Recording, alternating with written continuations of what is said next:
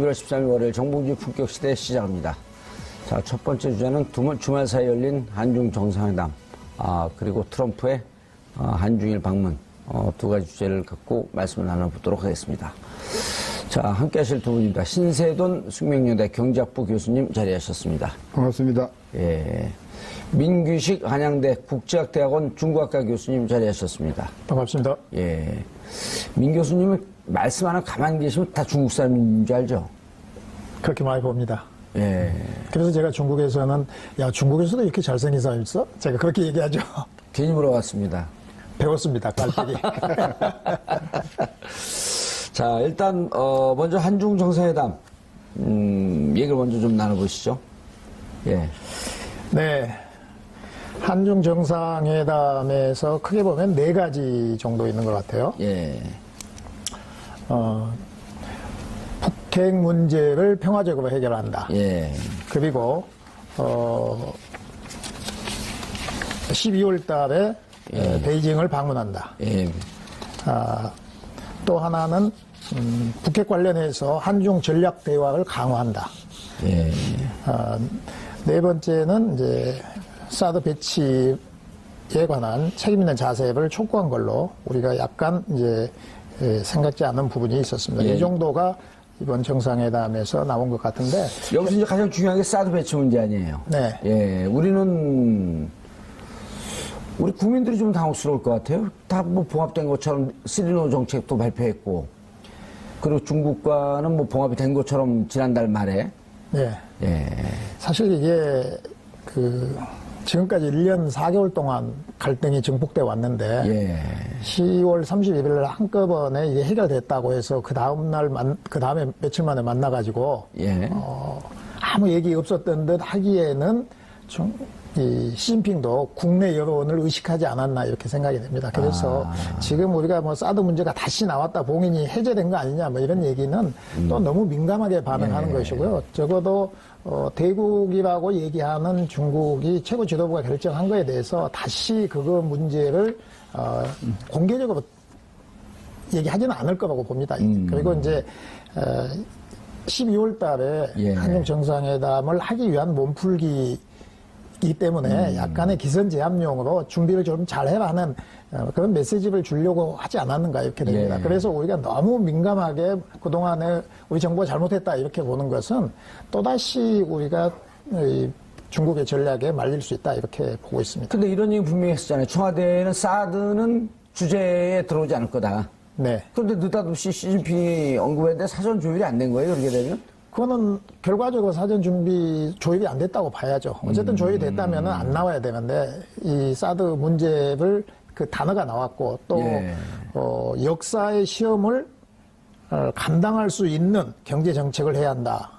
정책 결정을 해야 된다. 이렇게 표현을 했거든요. 누가요? 시진핑이요. 역사의 시험을 감당할 수 있는 정책을 결정해야 된다. 이게 상당히 무거운 표현이에요. 말은 점잖게 한 것 같지만은.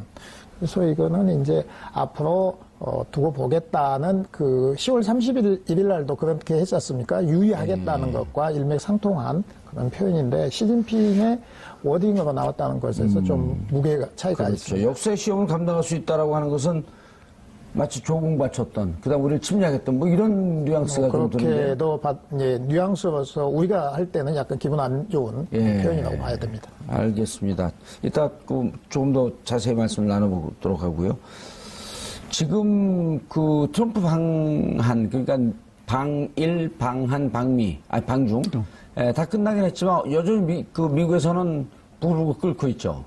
그 대통령 당선되기 전서부터 매우 북한 문제에 대해서는 강공적인 입장을 취했던 트럼프가 쭉 대통령 지금 벌써 취임한 지도 거의 1년이 다 되어 가는데 국민들은 뭐 그게 미국 국민들이 좋아하는 것이든 아니든 것이든 일관된 트럼프의 말하자면 대북 정책이 물론 뭐 이번 국회 연설에서 상당히 북한을 매도하긴 했으나 인권 문제였었거든요. 그렇죠. 뭐 핵 문제를 가지고 뭐 국회에서 하진 않았지 않습니까?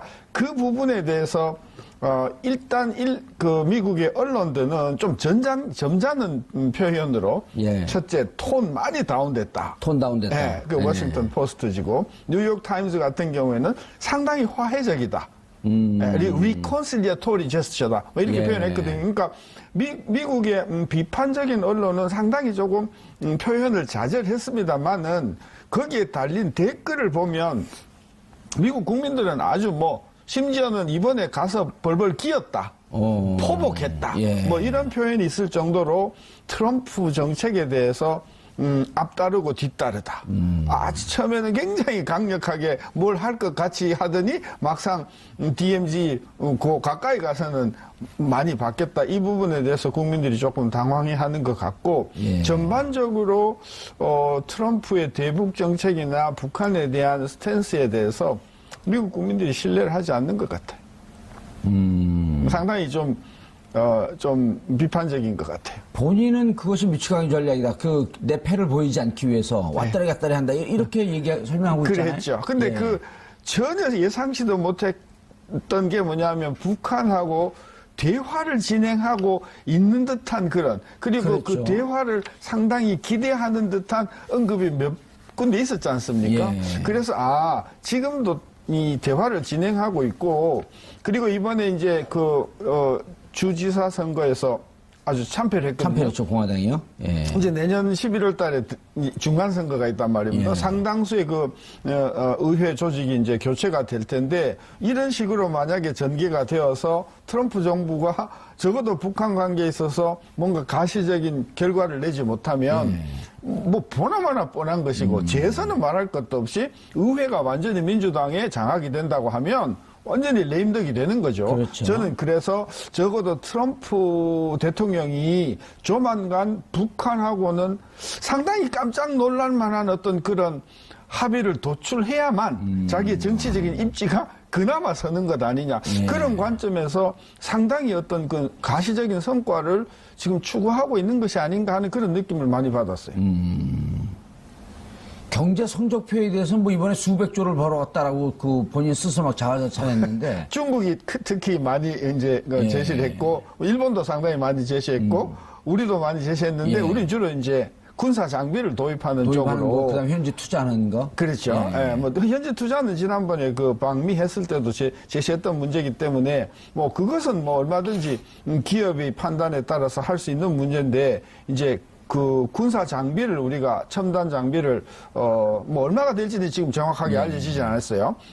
빌리언 달러, 수십억 달러, 그러니까 그 정도인데 저는 뭐 꼭 우리가 필요하고 방위력의 증강에 꼭 필요한 장비라고 하면 들여오는 것은 뭐 좋다, 좋은데 이번에 어떤 그런 트럼프의 목적이 사실은 북핵 해결이 아니라 뭐 무기 팔려고 왔는 게 아니냐. 네. 그런 어떤 생각이 들어서 일본도 좀 그렇고 우리도 그렇고 조금 씁쓸하기는 하나 우리는 엄연히 북한이라고 하는 문제를 안고 사는 나라이기 때문에 예. 한쪽으로는 북한에 대한 어떤 경계의식도 있고 다른 한쪽으로는 경제도 챙겨야 되고 그다음에 이제 미국하고 중국하고 사이에 끼어가지고 예. 사실 굉장히 우리가 지금 어려운 입장에 있거든요.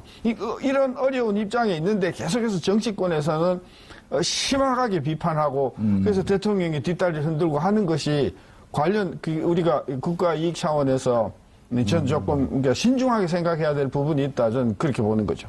오히려 문재인 대통령 같은 경우도 트럼프를 대응하는 것보다 상대하는 것보다도 남남 갈등 그러니까 안보 무능 정권이다라고 하는 비판받을까봐 그런 부분에 더 신경 쓰는 듯한 모습이에요. 근데 아닌 게 드러났죠. 예. 이번에 무기라든지 예. 그리고 북한이 또는 한국 방위에 대한 그런 입장이 여러 번 표명이 됐기 때문에 예전에 대통령 선거 후보 당시에 문재인 후보하고 대통령이 되고 나서의 문재인 대통령의 어떤 방위나 대북 관계나 이런 부분에 있어서는 상당히 분명한 차이가 있다는 것이 드러났는데 이제 야권에서는 이제 비판을 위한 비판이거나 또는 뭐 여러 가지 이유로 해서 심하게 매몰차게 이렇게 몰아붙이는 것이 과연 누구의 이익이 되는가 우리가 좀 신중하게 생각해야 될 부분이 있다고 보는 거죠. 알겠습니다. 트럼프 방중에 대해서 성적표는 어때요? 중국 내부의 성적표는. 왜냐하면 이게 우리하고는 그냥 중미 간의 관계가 아니라 그 사이에 낀 방 교수님도 말씀하셨듯이 예. 사드 문제를 둘러싸고 경제 문제를 둘러싸고 우리에게도 직접적인 영향을 미치는 거니까. 네. 중국은 선방했다고 평가할 것 같습니다. 예. 왜 그러냐면 트럼프에게 이번에 선물 보따리를 많이 줬지만 예. 사실 그거는 어차피 사야 할 것을 다 모아놨다가 그냥 준 거거든요. 그래 미국에서 그런 비판하더라고. 네. 어차피 이미 될 거를 마치 새로운 걸 가져온 것처럼. 지난번에 시진핑이 미국에 갔을 때도 항공기를 100대를 한꺼번에 구입한다고 그랬어요. 이제 그런 식입니다. 중국에서 항공 수요가 계속 폭발적으로 늘어나는데, 예. 그러니까 이런 거를 사겠다. 그 다음에 에너지 협력하겠다. 중국이 필요한 에너지 협력이거든요. 그리고 이제 중국이 굉장히 아프게 생각하고 보호하려고 하는 농업에 대해서 미국이 요구해가지고 39명의 경제사절단에 농업 관련한 사람들을 몇 명 데려왔는데 여기에서는 특별하게 하지 않았어요. 그리고 제도적이고 정책적인 것, 관세 인하라든지 환율이라든지 이런 거에 대해서는 논의 자체가 없었어요. 예. 그러니까 선물을 주면서 중국이 지키고자 하는 제도적인 측면은 상당히 선방을 했다. 그러면서 트럼프의 기분을 좋게 하고 트럼프는 스스로 트위터에다 올리든 뭐 내가 많이 벌어왔다 이런 거를 자랑할 수 있도록 예. 자랑할 수 있도록 띄워주고 지킬 거는 상당히 지켰다 이렇게 예. 봅니다. 이번에 트럼프와 시진핑의 만남은 중미 간의 그 정상회담 중에는 이제 저는 한 4대 중요한 회담이었다 이렇게 봅니다. 어쨌든 72년에 닉슨이 방문했을 때 예. 이게 제일 첫 번째였다면 미중 교류가 있는 거였었죠. 그다음에 등소평이 미국 갔을 때 80년에 그리고 클린턴이 98년에 중국을 와서 장점이 만나고 이제 WTO에 가입을 사실상 합의한 그때 그리고 이제 지금은 새로운 중미 관계의 새벽 전이가 되는 이 시대 그리고 시진핑이 마치 마오쩌둥의 버금가는 뭐 권력을 갖고 있다 이런 상황에서 트럼프와의 만남은 미중 간에 굉장히 중요한 전환점이었다 이렇게 보기는 합니다. 그런데 성적표는 뭐 트럼프가 그렇게 승리했다고 그렇게 얘기할 수는 없을 것 같습니다. 교수님, 우리 언론을 보면 좀 그 혼동이 되는 게 언론들마다 좀 이렇게 일관된 입장도 없고 통계치 나오는 것도 좀 불명확하고 그러니까 이번에도 그 무슨 한 600억 달러 투자하겠다. 그건 뭐 이미 7월에도 얘기가 됐던 거고요. 무기 구입에 대해서도 뭐 그 수십억 달러 얘기하고 그리고 또 어떤 언론에서는 수백조를 벌어갔다, 트럼프가. 어떻게 된 겁니까? 경제 성적표는. 첫째, 미국에서의 트럼프 평가가 어때요? 미국 경제가 1년에 GDP로 따지면 16조, 17조 달러잖아요. 예. 달러잖아요. 예. 뭐 10억 달러, 20억 달러 아니라 100억 달러, 1000억 달러라 하더라도 미국의 경제 규모가 16조, 17조 달러인데다가 투자라 가는 것은 GDP보다도 두세 배 크니까 예. 미국의 경제라고 놓고 보면 그 거래 규모라고 하는 것은 수십조 달러가 넘는데 거기서 뭐 6천억 달러가 됐다고 한들 미국 경제가 그게 크게 심각하게 받아들일 수치는 첫째 아니다. 예. 둘째는 그런 어떤 수치들이 다 약속이지 뭐 법률적인 효력이 있는 계약이 아니다. 예. 그리고 중국 사람의 특성상 언제든지 이 말을 뒤집을 수 있는 것이다. 저는 그런 관점에서 너무 우리가 숫자에 그저 현혹되면 안 되겠다고 생각이 드는 것이고 우리 또 과거에 박근혜 대통령께서 뭐 이란 가셔서 또 뭐 몇백억 달러 어찌 뭐 MOU 맺었다 얼마나 많았습니까? 그렇죠. 근데 결국은 놓고 보면은 하나 된 게 없잖아요. 아무것도 없던 예. 경우 많지 않습니까? 예. 저는 그래서 이 국가 간의 어떤 그런 이런 행위들이 저는 상당히 장사 속이고 보여주기식이고 어떤 의미에서는 심하게 이야기하면 엔터테인먼트적인 성격이 있다. 저는 따라서 그걸 뭐 가지고 대차 대조표를 뭐 자금 조달 계획을 가지고 이야기한다는 것 자체가 예. 불가능한 일 아닌가 싶어요. 그 한중일 순방 행보에 대해서 늑다리, 전쟁 미치광이 이런 표현을 쓰면서 원색적으로 비판했어요, 북에서. 네.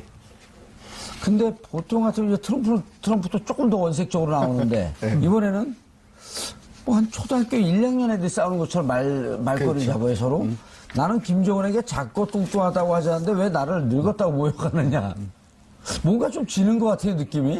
그렇죠. 근데 사실은 리틀 로켓맨이라고는 여러 번 이야기를 했지 않습니까? 예. 그 리틀 로켓맨이라는 게 이제 그 로켓맨이라고 하는 그런 그 미국의 흑인 농구 선수를 이야기할 수도 있는데 예. 일단 리틀이라는 이야기는 했거든요. 근데 그런 예. 관점에서 보면 뭐 이게 이 작다라는 말을 안 했다고 이야기는 할 수는 없는데 아까도 이야기했지만 하긴 했네요. 리틀 했으니까. 리틀이라고 했죠. 했고 또 라켓이라고 하는 게 생긴 게 좀 뚱뚱하거든요, 사실은. 그래서 리틀 로켓맨을 우리가 의역을 하면 자꾸 뚱뚱하다고 번역은 할 수가 있는데 예. 저는 중요한 것은 트럼프가 특히 아시아 쪽에 와가지고 한국하고 일본 와가지고 그 한 행보를 보면 북한하고 상당히 그 물밑 접촉을 통해서 뭔가 가시적인 성과를 노리고 있는 그런 냄새가 여러 번 났었어요. 그리고 이제는 더 이상 여기에서 뭐 어떤 전쟁 분위기를 더 고조시켜서 더 이상 갈 데가 없잖아요. 아무한테도 득이 안 되죠. 조금 있으면 중국을 가는데 이렇게 분위기를 험하게 만들어 놓고 중국을 가서 뭐 무슨 결과를 얻겠습니까? 그런 차원에서 저는 아까도 이야기했지만 트럼프가 정치적인 계산을 지금 하고 있다. 그래서 내년 선거에서 공화당의 의회 지배를 계속하기 위해서는 뭔가 중국과 이 아시아 쪽에서 북한 쪽에서 상당한 결과를 내놓아서 내가 그래도 이런 성과를 냈다라는 것을 가지고 역시 영향이 있구나. 라고 하는 그런 어떤 표를 계산한 그런 행보라고 봐서 저는 의외로 깜짝 놀랄 만한 북미 간의 어떤 그런 타협이나 또는 해결책이 나올 가능성이 있다. 특히 어떤 뭘 하겠다는 게 아니라 북미 간의 어떤 공식적인 대화를 양성화해서 북미 간의 대표가 뭐 제네바에서 만나서 이 북핵 문제나 북미 문제를 해결하도록 뭐 한다는 이런 어떤 가시적인 결과가 나오지 않겠는가. 그렇다고 하면 우리로서는 한국으로서는 굉장히 바람직하고 저는 그래서 북미 관계를 조금 심도 있게 우리가 들여다봐 줘야 된다. 아니, 그러니까 트럼프한테 북한과의 대화는 어떻게 되고 있냐 그랬더니 한 3가지 경로로 대화는 계속 유지되고 있다. 국무장관이 그랬죠. 국무장관이 그랬단 말이에요. 그렇죠. 그렇다고 하는 것은 이미 그 지난해 말에도 이런 보도가 나왔었잖아요. 7월서부터 북한과 계속 대화를 이루어지고 하고 있다. 그렇죠. 그다음에 이제 워싱턴인가 뉴욕이죠. 뉴욕 라인이 있잖아요. 유엔 대표부 나와 있으니까 거기하고 지속적으로 대화를 하고 있으니까. 그러다가 더 재밌는 거는 국무장관이 북미 간의 대화로 외교적으로 이 문제를 풀어야 된다고 했을 때 트럼프 처음에 뭐라고 하냐면 그거 시간 낭비다. 웃기는 그랬었죠. 이야기다가 그런 게 지금 얼마 되지도 않지 않습니까? 분명히 저는 미국의 행정부 주요 지도자들 사이에서는 이렇게 끌고 가봐야 그리고 긴장 관계를 고조시켜 봐야 트럼프한테는 전혀 국내외적으로 도움이 되지 않는다는 판단이 섰고 그래서 빠른 속도로 양자 간의 어떤 그런 대화를 통해서 결과를 내놔야만 자기가 그래도 뭐 국내 선거용으로나 정치 입지가 더 강해지는 거 아닌가. 그래서 저는 굉장히 대화가 저는 제 개인 생각이지만 아니 교수님 이제 틸러슨이 북한과 대화가 이루어지고 있다라고 하는 발언을 한 게 중국 가서 했었거든요. 틸러슨 국무장관이. 그러니까 이제 중국에 가 있는데 그러니까 트럼프가 좀 시간 낭비다. 교수님 방금 말씀하셨듯이. 그래서 많은 사람들이 틸러슨이 돌아오게 되면 사임할 거다. 사임할 것이다. 혹은 해임할 것이다. 근데 아무 일도 없었단 말이에요. 그리고 이번에 중국을 방문하면서 북한에 대한 제재 압박에 대해서도 그 강도가 높지 않았어요? 얘기는 했나요? 북한의 원칙적인 건 반복했잖아요. 했죠. 그래서 비핵화 문제 그리고 이제 중국이 주장하는 쌍중당. 쌍중당, 쌍교병행. 네네. 그래서 핵 실험 중당. 그다음에 한미 군사훈련 중당. 이렇게 됐단 말이죠. 그 이외에는 동아시아에서 북핵 문제를 안정적으로 관리하는 것이 정말 미국과 중국의 동시에 다 이익이다는 그런 합의를 하는 전제 위에서 넘어갔지. 다음 어떻게 할 것이냐에 대해서는 얘기하지 않았습니다. 알겠습니다. 한중 간에 이제 다시 사드로 좀 돌아와서. 지금 경제 1년 4개월 동안 본인들은 공식적으로 경제적 압박, 사드 보복 조치라고 인정한 적은 한 번도 없어요, 중국이. 인정했나요? 안 했죠. 그래서 예. 우리가 차원에서 이런 것처럼. 우리나라에서는 예. 야, 그거 사과를 받아야 되는 거 아니냐 이런 여론도 있었지 않습니까? 예. 근데 뭐 그것이 저쪽에서는 인정하지 않는 것이고 다시 앞으로도 공식적으로 공개적으로 우리가 보복을 한다. 이런 보복이라는 단어를 국가에서 쓸 수는 없죠. 네. 쓰지는 않을 것 같고요. 앞으로도 이 문제를 공개적으로 또는 공식적으로 얘기하지는 않을 것 같습니다. 다만 10월 31일 날 이제 일단 합의가 됐으니까 이후에는 비공개적으로 지속적으로 얘기할 가능성은 있지만 이것을 사드 문제를 가지고 향후 뭐 빠른 시간 안에 다시 이 문제를 논의할 가능성은 상당히 적습니다. 예. 그리고 이제 결정적으로 한중 관계를 보려면 12월 달에 문 대통령의 방중에서 어떤 성과를 내느냐가 예. 매우 중요할 겁니다. 그런데 이제 사드 문제는 우리의 희망은 이후에 완전히 봉이 돼가지고 다시는 나타나지 않았으면 좋겠지만 중국 입장에서는 이것을 이미 핵심 이익이라고 규정을 했거든요. 그러니까 중국에서 핵심 이익이라고 규정한 것은 영토 문제라든지 그야말로 모든 대가를 치르고서라도 지켜내야 될 이익을 핵심 이익이라고 규정을 했는데 핵심 이익. 예, 예. 이런 중국이 스스로 국가 전략에서 핵심 이익이라고 정해놓은 것을 아무런 그 상황 변화 없이 자기들 기준에서는 상황 변화 없이 다시 그걸 처리할 수는 없을 겁니다. 예. 그래서 이것은 우리의 문제가 아니고 또 한중 간의 문제가 아니고 미국과 중국의 갈등이 격화되고 그러면 어떤 형태로든지 다시 부활할 나올 수 수는 있는 문제죠. 예. 그러나 그것이 직접적으로 우리에게 사드 문제를 뭐 다른 문제를 공격하기 위해서 그거를 내세워서 하지는 않을 겁니다. 왜 그러냐면 본인들도 이것은 중국과 미국과의 관계라는 것은 알고 우리가 약한 고리이기는 하나 지금 당분간은 드러나지는 않지만 이것은 폭발력이 강한 잠복성 물질이다. 이렇게 저는 규정을 하고 싶습니다. 그 노영민 대사 측에서도 보니까 중국에서 노영민 대사를 많이 반겼고 지금도 그렇죠. 네. 아주 대통령 측근이라고 하는 것 때문에 그 대화가 좀 활성화돼서 이루어지고 있다고 하는데 네. 이제 문제는 우리 기업들 아니에요. 네네. 우리 기업들이 지난 1년 4개월 동안 입은 피해, 특히 롯데 같은 경우 네. 거의 뭐 회사 그 기업 자체가 흔들릴 정도로 그 심각한 타격을 입었는데 경제 문제는 어떻게 봐야 됩니까? 이제 경제 문제는 조금은 풀릴 것 같기는 합니다. 어제가 이제 광군제였지 않습니까? 예. 11일 날이 이제 이 광군이라는 것이 사실 중국말로 알리바바에서 만든 거 아니에요? 네, 아니 원래 단어는 있습니다. 호랍이라는 단어입니다. 화합. 아니 호랩이. 호랩이. 네. 그러니까 호랩이 날 독신자들의 날이라는 겁니다. 그래서 교수님 저 얘기 처음 들어보셨죠? 원래 있는 11월 중국- 11일이니까 한 명, 네 명이 따로 있다 그래서 이게 호랩이들 모아다. 그렇습니다. 그래서 원래 광군이라는 것은 네. 그냥 우리가 이 약간 비속어로 얘기하면 저 호랩이 이렇게 얘기할 때 하는 중국 말이거든요. 예. 근데 그거를 광군지혜라고 해가지고 아예 상업화시킨 그런 이제 뭐 빼빼로데이 이런 빼빼로데이 것처럼. 같은 예. 거죠. 네. 그렇게 돼서 뭐 알리바바만 일 매출이. 예, 하루에 알리바바만 28조 원이었다는데요. 뭐 1조에 17만 명이 접속을 했다고 합니다. 그런데 중국에서는 알리바바 이외에 찡동 또 腾讯 이게 이제 3대 플랫폼 싸움이거든요. 예. 그러니까 우리 롯데 뭐 우리 신세계 싸우듯이 예. 그런 경쟁 관계인데 두 개를 또 더 하면 이게 얼마인지는 아직 그 28조가 아닌 거죠. 거기도 플러스 다른 회사들도 있기 때문에. 하루 매출이. 네. 근데 거기에 우리 전지현 그 연예인 예. 전지현 씨가 이제 광고로 다시 나왔거든요. 그래서 이제 이것은 한류에 대한 적어도 기업인들에게는 이것이 시그널이 같다. 너네들 너무 두려워하지 마라. 그래서 중국에서 사업을 하는 사람이나 중국인들 중에 이 소비재를 파는 사람들, 화장품을 팔고 이런 사람들은 한국과의 무역을 못해서 손해를 본 사람들이 많거든요. 중국에서도. 네, 예. 중국 상인들, 중국 중국 상인들. 기업인들도 이 기회를 위해서 적극적으로 할 것이고, 지난번에 이미 1년 동안 한국 소비 제품을 사지 못한 사람들, 그런 소비 욕구도 다시 한번 나타날 수 있거든요. 그래서 소비 제품은 상당히 빠르게 회복할 가능성이 있는데, 이제 뭐 자동차 같은 경우는 사실은 중국에서는 국산이라는 개념이 없습니다. 중국 사람들에게는.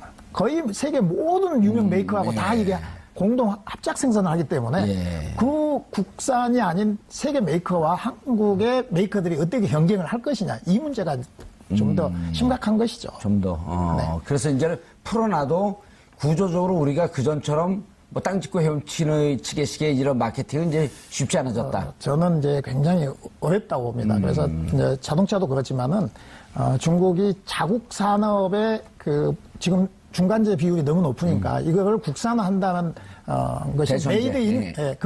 메이드 인 2025입니다. 그래서 2025년까지 중국 국산화 메이드 인 차이나를 다 하겠다는 거거든요. 예. 그러면 우리가 지금 70% 가까이의 그 우리 수출해서 중간재를 팔고 있는데 예. 이걸 그때까지 자기들은 최대한 국산화를 하겠다는 거거든요. 그러면 우리와 그 부품에서 경쟁이 계속 치열해질 수밖에 없습니다.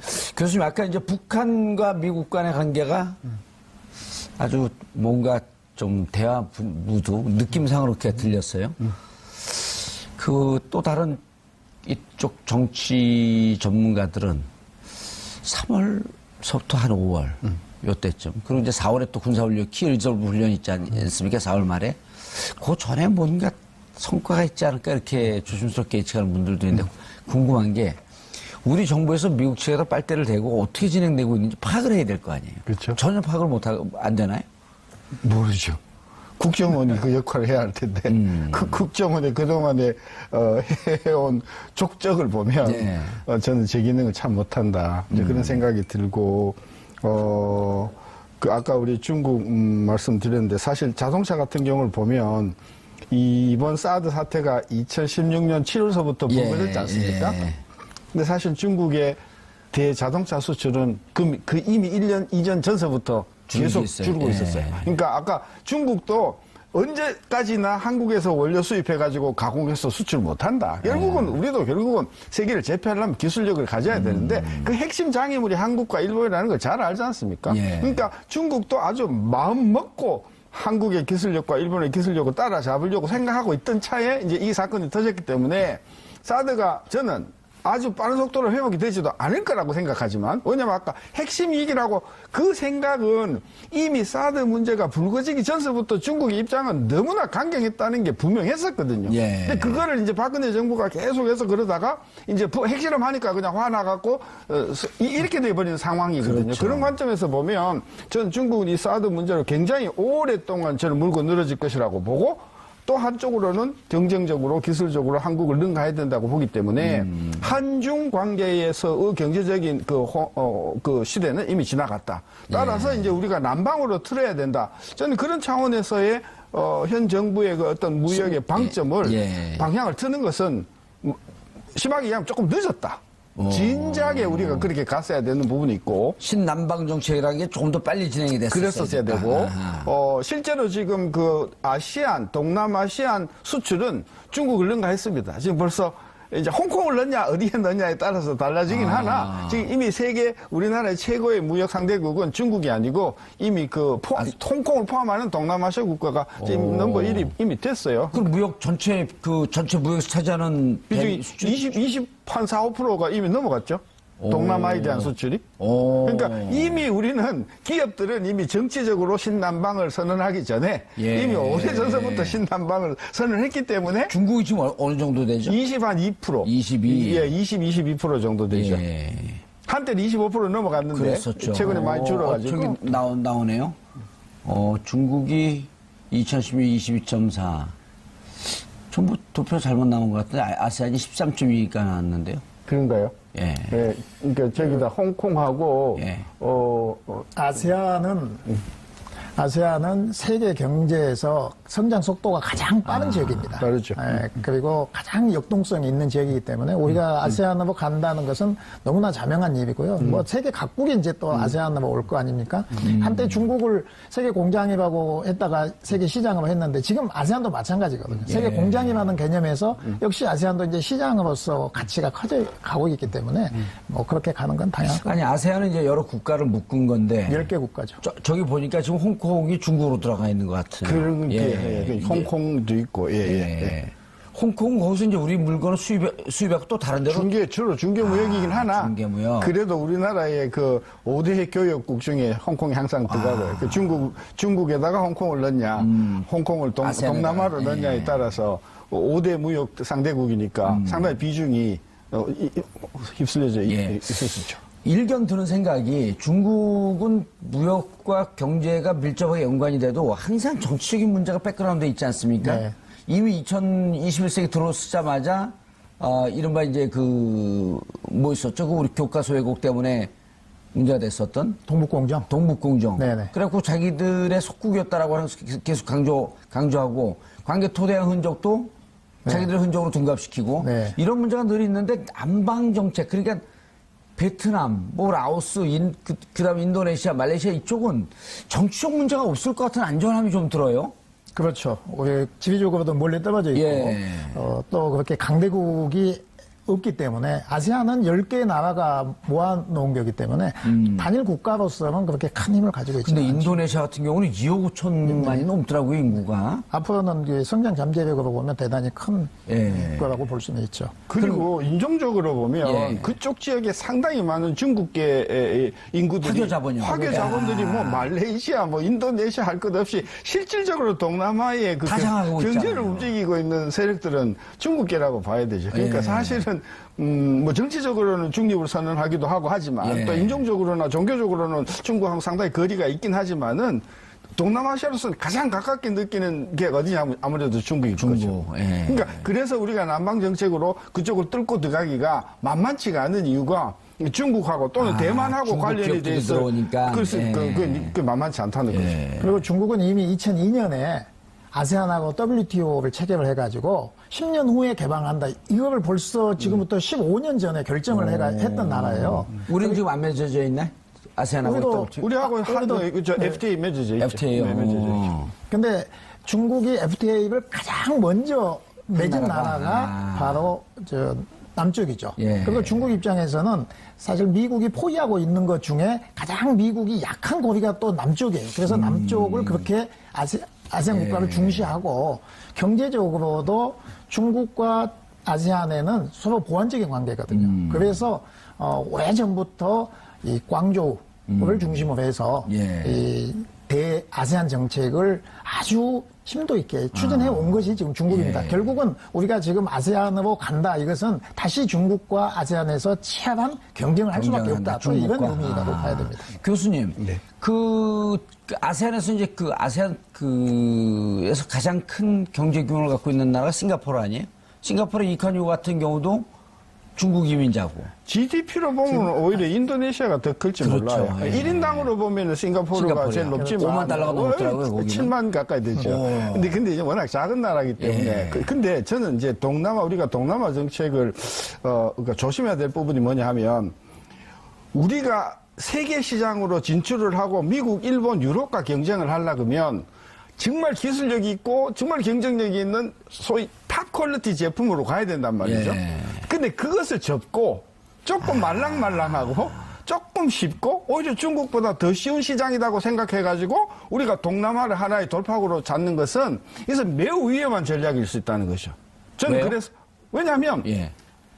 우리가 결국은 자동차가 됐든 뭐 핸드폰이 됐든 세계 첨단 기술을 가지고 일본과 싸우고 유럽과 싸우고 하려면은 걔네들하고 부딪히고 걔네들 시장에서 머리를 터뜨리면서 싸워가야 되는데 그래 이제 나머지는 저절로 점유하는 따라오는데 거니까. 예. 우리의 모든 역량을 남쪽에다만 해가지고 그냥 쉽고 싸고 상대적인 기술적인 우위가 있다고 우리가 남방 시장을 너무 우려 먹으면 우리 기술력은 못 쫓아가고 그렇죠. 있고. 머리가 없는 그런 어떤 나라가 될 수 있다. 저는 그런 차원에서 남방 정책을 수행을 하더라도 예. 진짜 우리가 경쟁을 해야 되는 국가는 일본, 유럽, 미국이다. 예. 그 생각을 하고 그런 쪽으로 투자를 계속 병행하면서 남방 정책을 하나의 평행선으로 가져가야지. 예. 하나의 또 다른 돌파구로 이렇게 삼아야 되는데. 그렇죠. 여기에 또 올인해가지고 그냥 모든 공장이 다 베트남으로 가고 이렇게 되면 이게 저는 미래가 멀지 않아서 또 거기서 또 옮겨서 뭐 이제 뉴기니로 가야 되나 뭐 이런 이야기가 나올 정도로 전 남방 정책을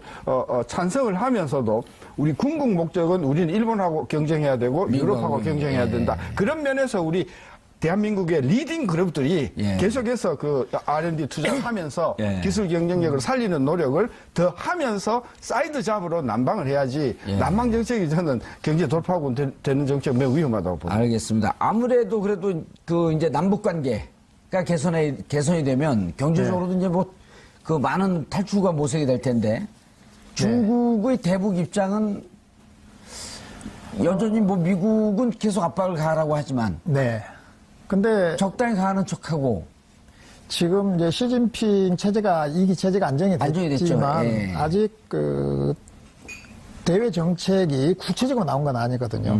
예를 들어서 선언적으로 이전에는 신형 대국 관계에서 대국 관계라고 얘기하고 주변부 관계, 공공외교 이렇게 칭찬을 다 두는 외교 정책을 썼는데 이번에는 신형 국제관계 하나만 해가지고 전체를 다 포괄해 놨거든요. 그런데 그 신형 국제관계는 그러면 뭐냐?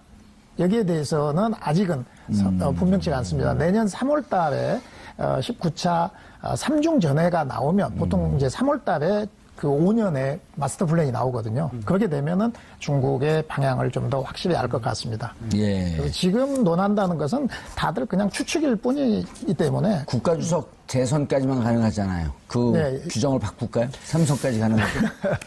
어떻게 보십니까? 제일 궁금한데 그게. 예, 저는 바꾸지 않을 거라고 봅니다. 제도화를 그대로 유지하고 뭐 중앙군사위 주석을 가지고 있을 수는 있겠죠. 그러면서 수렴 청정하는. 네, 그럴 가능성은 있다고 봅니다.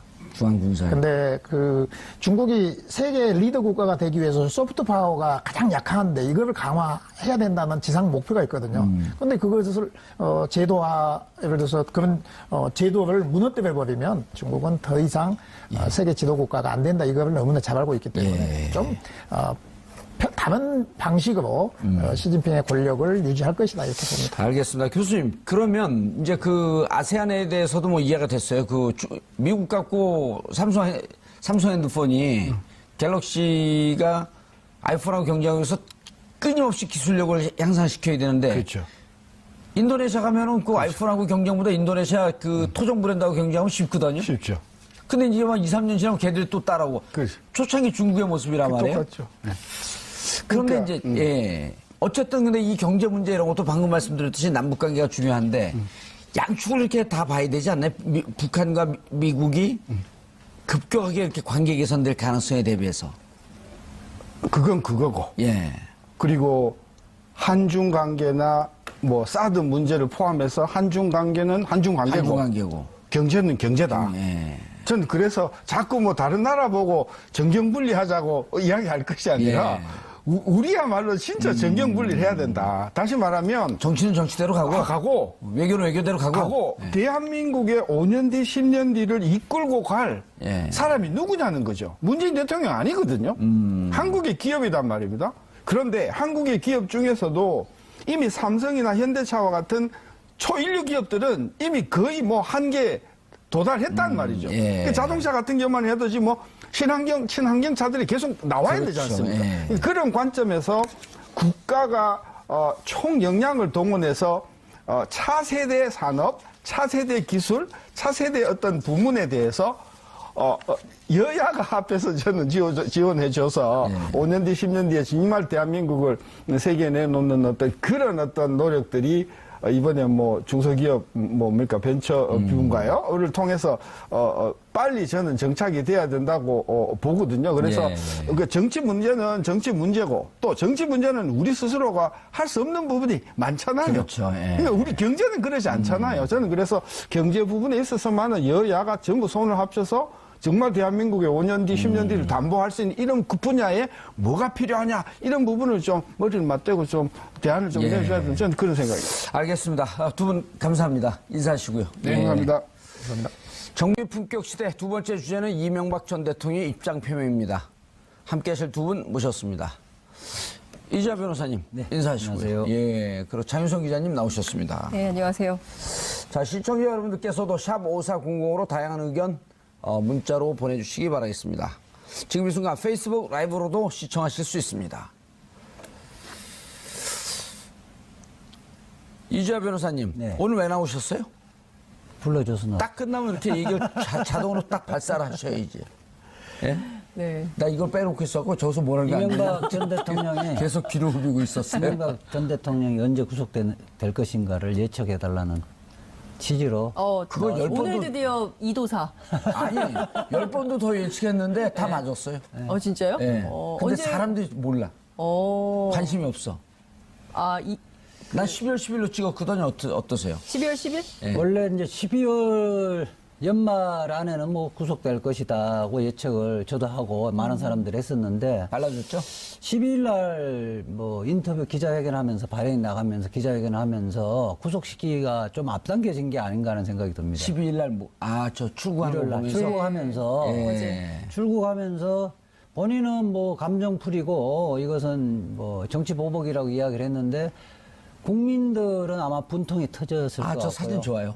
좋아. 분통이 터졌을 것 같고 스스로가 이제 나를 빨리 구속시켜 달라는 그런 메시지를 전달한 게 아닌가 하는 느낌을 받았어요. 그래서 이런 얘기를 했나 봐요. 걱정 말아라. 걱정 말아요. 그대 수준으로.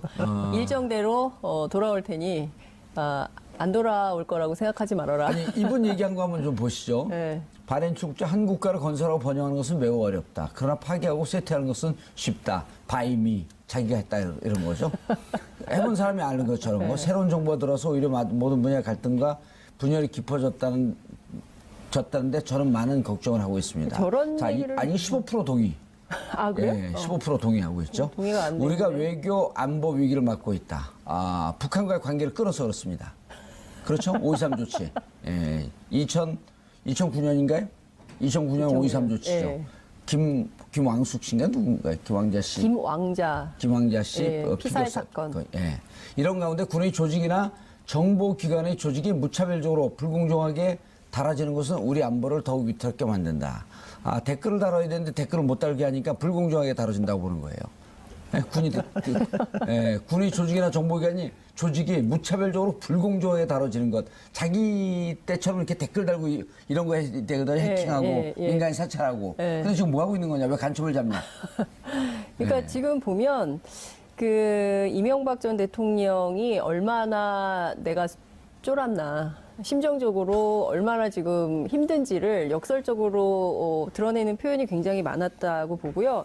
지금 정봉주 의원께서 읽어주신 그 내용을 보면 어느 것 하나 국민들이 동의하기가 어려워요. 아니 15%는 동의해요. 15%의 국민은. 그러니까 15%? 예. 80%는 동의 안 하고. 아니 왜냐면 자유한국당 지지율이 15%가 안 되는데요. 그래요? 그럼요, 안 되죠. 그러니까 제가 보기에는 10% 조사기관마다 좀 다르죠. 좀 차이는 10%에서 있지만, 근데 어찌됐든 지금 지난 6개월간 진행된 적폐청산에 대해서 이것을 정치 보복이라고 보지 않는 시각이 굉장히 우세하고요. 그리고 감정풀이라고 보는 사람은 거의 없어요. 그리고 이런 낡은 적폐, 특히 민주주의 근간을 흔들었던 댓글 수사에 대해서는 진실규명이 그 어느 때보다 필요하고 요구된다라고 국민들이 판단을 하고 있는 거거든요. 그러니까 이명박 전 대통령만 이런 생각을 하는 거예요. 그리고 지금 국론을 분열시킬 뿐만 아니라 중차대기 한 시기에 외교안보에도 도움이 되지 않고 한국 경제가 기회를 잡아야 할 시기에 도움이 되지 않는다. 한국 경제가 기회를 잡아야 될 시기에 막 댓글 달고 그랬잖아요. 그다음에 4대강에다가 돈 쏟아붓고 자원외교 해가지고 국민 세금 다 낭비하고 방산비리는 또 어떻게 할 거예요? 하베스트 사이다 2조 5천을 날렸어요. 이제 지금 보면 이런 사업들에 대해서 하나하나 낱낱이 도대체 어떻게 된 일인지에 대해서 국민들이 관심을 갖고 지켜보고 있는데 뭐 전혀 도움이 되지 않는다라고 주장을 하면서 마치 지금 진행되는 적폐청산이 나라를 파괴하고 쇠퇴시키고 있는 것처럼 표현했는데 이 자체로 국민들이 동의가 굉장히 어려운 그래서 것이죠. 12일 날 근데 목소리는 장윤선 기자의 목소리라는데 외모는 다른 분이세요? 12일 날 저는 일요일 날 집에서 이제 TV를 직접 봤거든요. 왜 자꾸 그 생각이 어색한데. 나더라고요. 이제 제가 이제 사법시험 합격하고 그 사법시험들 2차 시험 테스트를 하잖아요. 답안지 채점을 하면 이 사실 내용을 잘 알고 있는 사람은 굉장히 구체적이고 간결한 답안지를 써요. 그러니까 추상적인 말만 언급하는 사람들은 두 가지예요. 모르는 사람이거나 피해가는 사람이에요. 근데 어제 이명박 전 대통령의 지금 인터뷰 보면 다 추상적인 용어밖에 없잖아요. 그렇죠. 구체적인 혐의에 대해서 해명할 자신이 없는 거예요. 추상 중이네. 그래서 다른 걸로 야공 강사 출신이거든. 예리하네. 그래서 보면요, 예. 자기가 글을 내용을 소화를 하지 못한 기사는 추상적일 수밖에 그렇죠. 없죠. 맞아요. 또 맞아요. 기자 출신이에요. 네. 기자 하셨죠. 네. 네. 전직 기자. 그래서 제 후배. 이 문제는 본인이 지금 혐의를 받고 있는 문제에 대해서 나는 거기에 대해서 반론을 제기할 것이 없다. 그러겠대 자기를 착각을 하고 있는 거죠. 자기의 지지자들, 잠재적 지지자가 상당히 많을 거로 보고 역대 대통령 지지도 꼴찌인데. 1%죠, 1%. 꼴찌예요. 전두환 대통령하고 서로. 많이 나오면 1%고 예. 이제 적게 나오면 안 나와요, 집계가 아예. 안 되죠, 집계가. 그냥 착각하고 있는 거예요. 예. 그러면 자기들 지지자들이 예. 자기하고 뜻을 같이 해줄 것으로 착각하고 있는 거죠. 그럼 이자 변호사께서 내가 하는 얘기가 하기를 듣고 네. 내가 이 상황을 잘 이해하고 있는지 예. 한번 파악을 해보세요. 예. 제가 할 테니까 제가 2012년에 구속돼 있었잖아요. 네. 그래서 그 상황을 빗대갖고 그때는 진실이 구속되었지만 이제는 거짓이 구속될 것이다. 그때 들어가면서 그 조금 달리 얘기했죠. 그 메시지를 예. 그렇게 던지고 들어갔죠. 저랑 같이 들어갔잖아요. 그렇죠. 예. 저는 그리고- 이제 검찰청에까지만 모시가 예. 드리고 그리고 또 한마디 했죠. 네. 막 사람들이 울길래 감옥 간다서 울지 마라. 네. 우리가 울면 그들이 기뻐한다. 아, 웃어라. 이렇게 하면 이해하는 거죠, 제가 상황을. 그렇죠. 예. 결론은 구속될 것이다. 구속은 피할 수가 없는 없죠. 거죠. 2012년에 이런 날이 올 거라고 예상을 좀 하셨어요? 그래서 그런 멘트를 하신 건가요? 2012년 이런 날이 올 때. 거라고는 예상 안 하고 네. 제가 정권을 잡아서 구속시키려고 했어요. 그날 통화했잖아요. 예. 구속영장 예. 나와가지고 집행되기 전에. 예. 기억하세요? 그럼 기억하죠. 예. 예. 누구 치매 걸린 사람을 보세요. 근데 목소리는 인터뷰 안 장윤성 기자인데 누구세요? 여기 좀 이상하죠. 아니, 제가 평상시에 그래요? 화장을 잘 안 하는데, 예, 보기 화장 안 하는 좋은데요. 장윤선을 보기 좋아요. 기억하고 계시는데. 어쨌든. 자, 그런데 네. 자, 김관진, 김태호 이 두 분에 대해서 집중을 해야 돼요. 저는 뭐 다른 방송에서 이야기했지만 예. 어디 군인들이 전국구? 예, 뭐 네, 전국에서 전국구에서. 군인들은 불러준다고 우리가 전국구밖에 예상하는 것과 달리 의리가 별로 없어요. 의리가 없죠. 예. 이게 전투에서 단련된 그런 우정이 없는 거예요. 대부분 장성들은 사실은 눈치 보면서 그 자리까지 간 거예요. 30년, 35년 가면서. 그렇죠. 그래서 이제 거기도 말하자면 이익 집단화돼 있는 거예요. 예.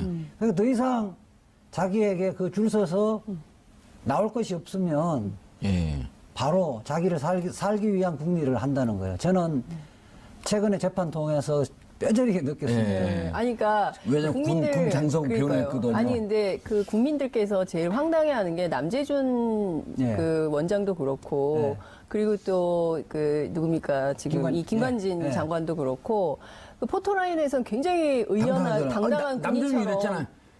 국정원의 사명은 국가를 사수하고. 지금 그러니까요. 그렇게 막 장엄하게 막 얘기를 하고 들어가자마자 다. 아니, 원래 그래서 포토라인에서 큰 소리 치는 사람 치고요 자백 안 하는 사람이 없어요. 그러니까 아니 근데 너무 허망하다는 MB 지금 거죠, 국민들 나가면서 큰 소리 쳤잖아요. 네. 훈수 문재인 대통령이 훈수 떠는 데서 아마 엄청 얘기 많이 했어요. 훈수 떠는 데서 이야기했잖아요. 예. 그런 사람 치고 그 대범한 사람은 없습니다. 저는 들어갈 때 딱 이렇게 포토라인 서갖고 얘기 한마디 하고 이거 별로 안 좋으니까 한 번 더 할게요. 아니 근데 저는 제일 웃긴 게 이명박 대통령이 이런 얘기했어요. 이제 국민의 불안을 털어버리고 우리 정부가 힘을 모아서 앞으로 전진해서 튼튼한 외교안보 속에서 경제가 발전해 나갈 수 있는 그런 기회를 만들어줬으면 좋겠다 하는 그런 생각을 합니다. 큰 틀에서 비문인데요. 어쨌든 여기서 국민의 불안을 털어버리고라고 큰 틀에서 했는데 비문 문장이 안 된다. 문장이 안 돼요. 근데 어찌됐든 하나도 안 불안해요, 국민들이. 이 사건으로. 국민이 불안한 게 아니라 이명박 전 대통령 본인이 불안한 것 같아요. 예. 근데 그 얘기를 마치 국민들 전체가 자기 문제 때문에 불안한 것처럼 국민들은 빨리 이 사건의 진실이 밝혀져서 이 사건이 처리되고 넘어가고 새로운 미래로 나아가길 원하는 거거든요. 그래서 굉장히 상황인식이 잘못됐다는 말씀 70에서 80%가 정치보복 아니고 적폐청산이고 적폐청산은 계속 가야 한다. 그렇죠, 그렇죠. 지금 적폐청산 한다 그러면서 그 소리만 요란했지 성과가 없었어요 지금까지 별로. 지금까지 사실은 한 게 별로 없죠. 그래서 정말 그 국정원 개혁위에 대해서도 여러 평가가 있는 거 아니겠어요. 제대로 못하고 있다는 얘기도 있고. 근데 정말 해야 되는 일들을 하고 있는 것인데 그에 대해서 마치 국민이 불안해하고 있는 것처럼 이렇게 여론을 호도하는 것 자체가 아마 유행어가 될 것 같아요. 그러니까 그 범죄자들은 나를 구속시키면 나에 대한 수사를 하면 경제가 혼란이 온다. 예. 그 안보가 위기 온다고 다 원용할 거 아니에요. 예. 경제사범들이 다 경제 위기 운운을 하면서 자기를 수사하고 기소를 하는 것 하면 경제 위기 온다고 하는 사람이 대부분이 경제사범들이잖아요. 재벌들이 예. 그렇죠. 경제사범이면 좋게 이야기를 하는 거죠. 법률상은 사기범이에요. 법률상은. 사기범들이 자기를 구속하고 기소를 하면 경제 위기가 온다 이렇게 하잖아. 실제 재벌 총수들 구속시켜서 예. 주가가 떨어진 예는 없습니다. 맞아요. 없어요 진짜. 대표적인 예가 그 이재용 구속된 이후로 2배가 올랐잖아요, 주가가. 삼성 주가 엄청 올랐잖아요. 이재용 정상적인 구속되는 날 시스템으로 돌아가기 때문에 그게 가능한 거거든요. 이재용 구속된 날 사놨어요 이종 주가 주식? 아, 저는 뭐 돈이 없어서 못 삽니다. 변호사님 왜 그러세요? 아, 실제 한 2배가 올라왔어요. 세상이 네, 정말요. 예. 세상이 바뀌면 바뀌었어요. 이렇게 아주 골수 좌파들이 방송에 나와서 저는 걱정주의자인데요. 나는 중국주의자예요. 예, 네. 그런데 이제 자 오늘 오전에 방송을 하는데 정두원, 정태근 의원이 네. 둘 다 MB 시절에 정무부 시장을 했잖아요. 그렇죠. 그렇죠. 김관진 자백한 거 갖고 이제 한번 분석을 좀 해줘보세요. 김관진 자백한 거 갖고 구체적으로 MB를 걸기는 좀 힘들 것 같다. 구체적인 증거가 딱 나와야 되는데. 네.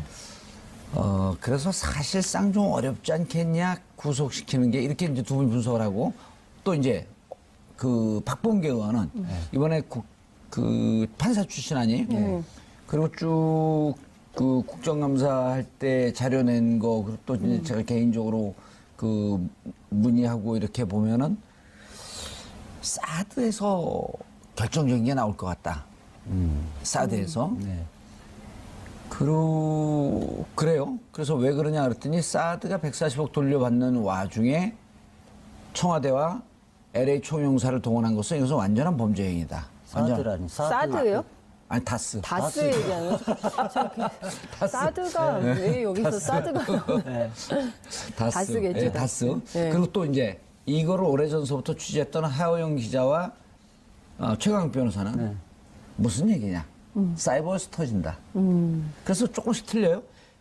정두원, 정태근 의원은 못 잡을 것이다. 아, 그 정두원, 정태근은 저도 좀 아는데 예. 그분들은 법률가가 아니어서 이 공모나 지시가 구체적인 범죄 사실을 특정해서 이야기를 하실 때만 성립한다고 생각을 하고 있기 때문에 그런 건데. 정태근 의원하고는 또 친구잖아요. 예, 개인적으로. 뭐 같은 이제 82학번인데 옛날에 그 산민투 당시에서 이제 같이 그때 이제 학생운동하고 감옥도 갈고 같이 갔던 예, 아주 관계인데요. 훌륭한 분들이죠. 또. 그 부분을 이제 생각을 못 하니까 MB의 스타일 자체가 약간 추상적인 언어로 이야기를 하기 때문에 공모라고 하는 걸 이해를 못했다. 예, 공모로 검찰이 공모로 해서 기소하기 어렵지 않느냐 했는데 알겠지만은 박근혜 대통령도 추상적으로 이야기합니다. 묵인하거나 수용을 하는 것 자체가 공모로 보는 거거든요. 예컨대 70명 뭐 저 사이버 사령부의 그 민간 요원들, 그러니까 그 요원들을 그 늘리는 거, 그거 오케이를 했잖아요. 그렇죠. 그렇게 하면서 우리 편만 뽑아라고 이야기를 했잖아요. 그거는 철저히 아주 가서 뽑아라. 구체적인 공모예요. 그러니까 그래서 지금 보통은 그 시장들이 그 부하 직원을 통해서 뇌물을 받을 때 뭐 이렇게 하면 그래? 너 알아서 해. 이렇게 하면 다 공모로 됩니다. 이지아 변호사님 얘기했어요. 그러니까 지금, 그러니까 저는 최소한 3가지 이상의 증거, 사이버 사령부와 관련해서는 나왔다고 보는데, 어찌됐든 사이버 사령부하고 BH 협조회의 결과 문건, 이것은 실질적으로 어떤 회의를 했는지에 대한 내용을 담고 있는 것인데요. 하나하나 좀 살펴보면, 우선 2012년 사이버사령부 수시부대 계획 보고 문건을 보면 이명박 전 대통령이 어떻게 지시를 하냐면 2012년 2월 1일에 작성된 거예요. 인력 증원 재강조를 하면서 빠른 시일 안에 앞서 말씀 주신 대로 기재부와 협의해서 필요한 인원을 정원을 마련하고 군무원을 증원시킬 것. 여기 보면 기재부와 협의해서라는 말이 나와요. 그러니까 군 사이버 사령부가 단독적으로 예산을 집행할 수 없기 때문에 기재부로부터 이게 재가가 있어야 예산 집행을 할 수 있잖아요. 그렇죠. 그러니까 기재부하고 협의해서 하라는 사인까지 대통령이 지시를 해요. 깨알 지시를 하는 거예요. 그리고 또 하나는 행안부에서 수를 결정하고 그다음 그렇죠. 기재부에서 예산 편성이죠. 그렇죠. 예산 그래야 일이 되는 정확하게 거잖아요. 알고 있는 거예요. 청와대가 그렇죠. 주도한 거죠. 예, 그러니까 예.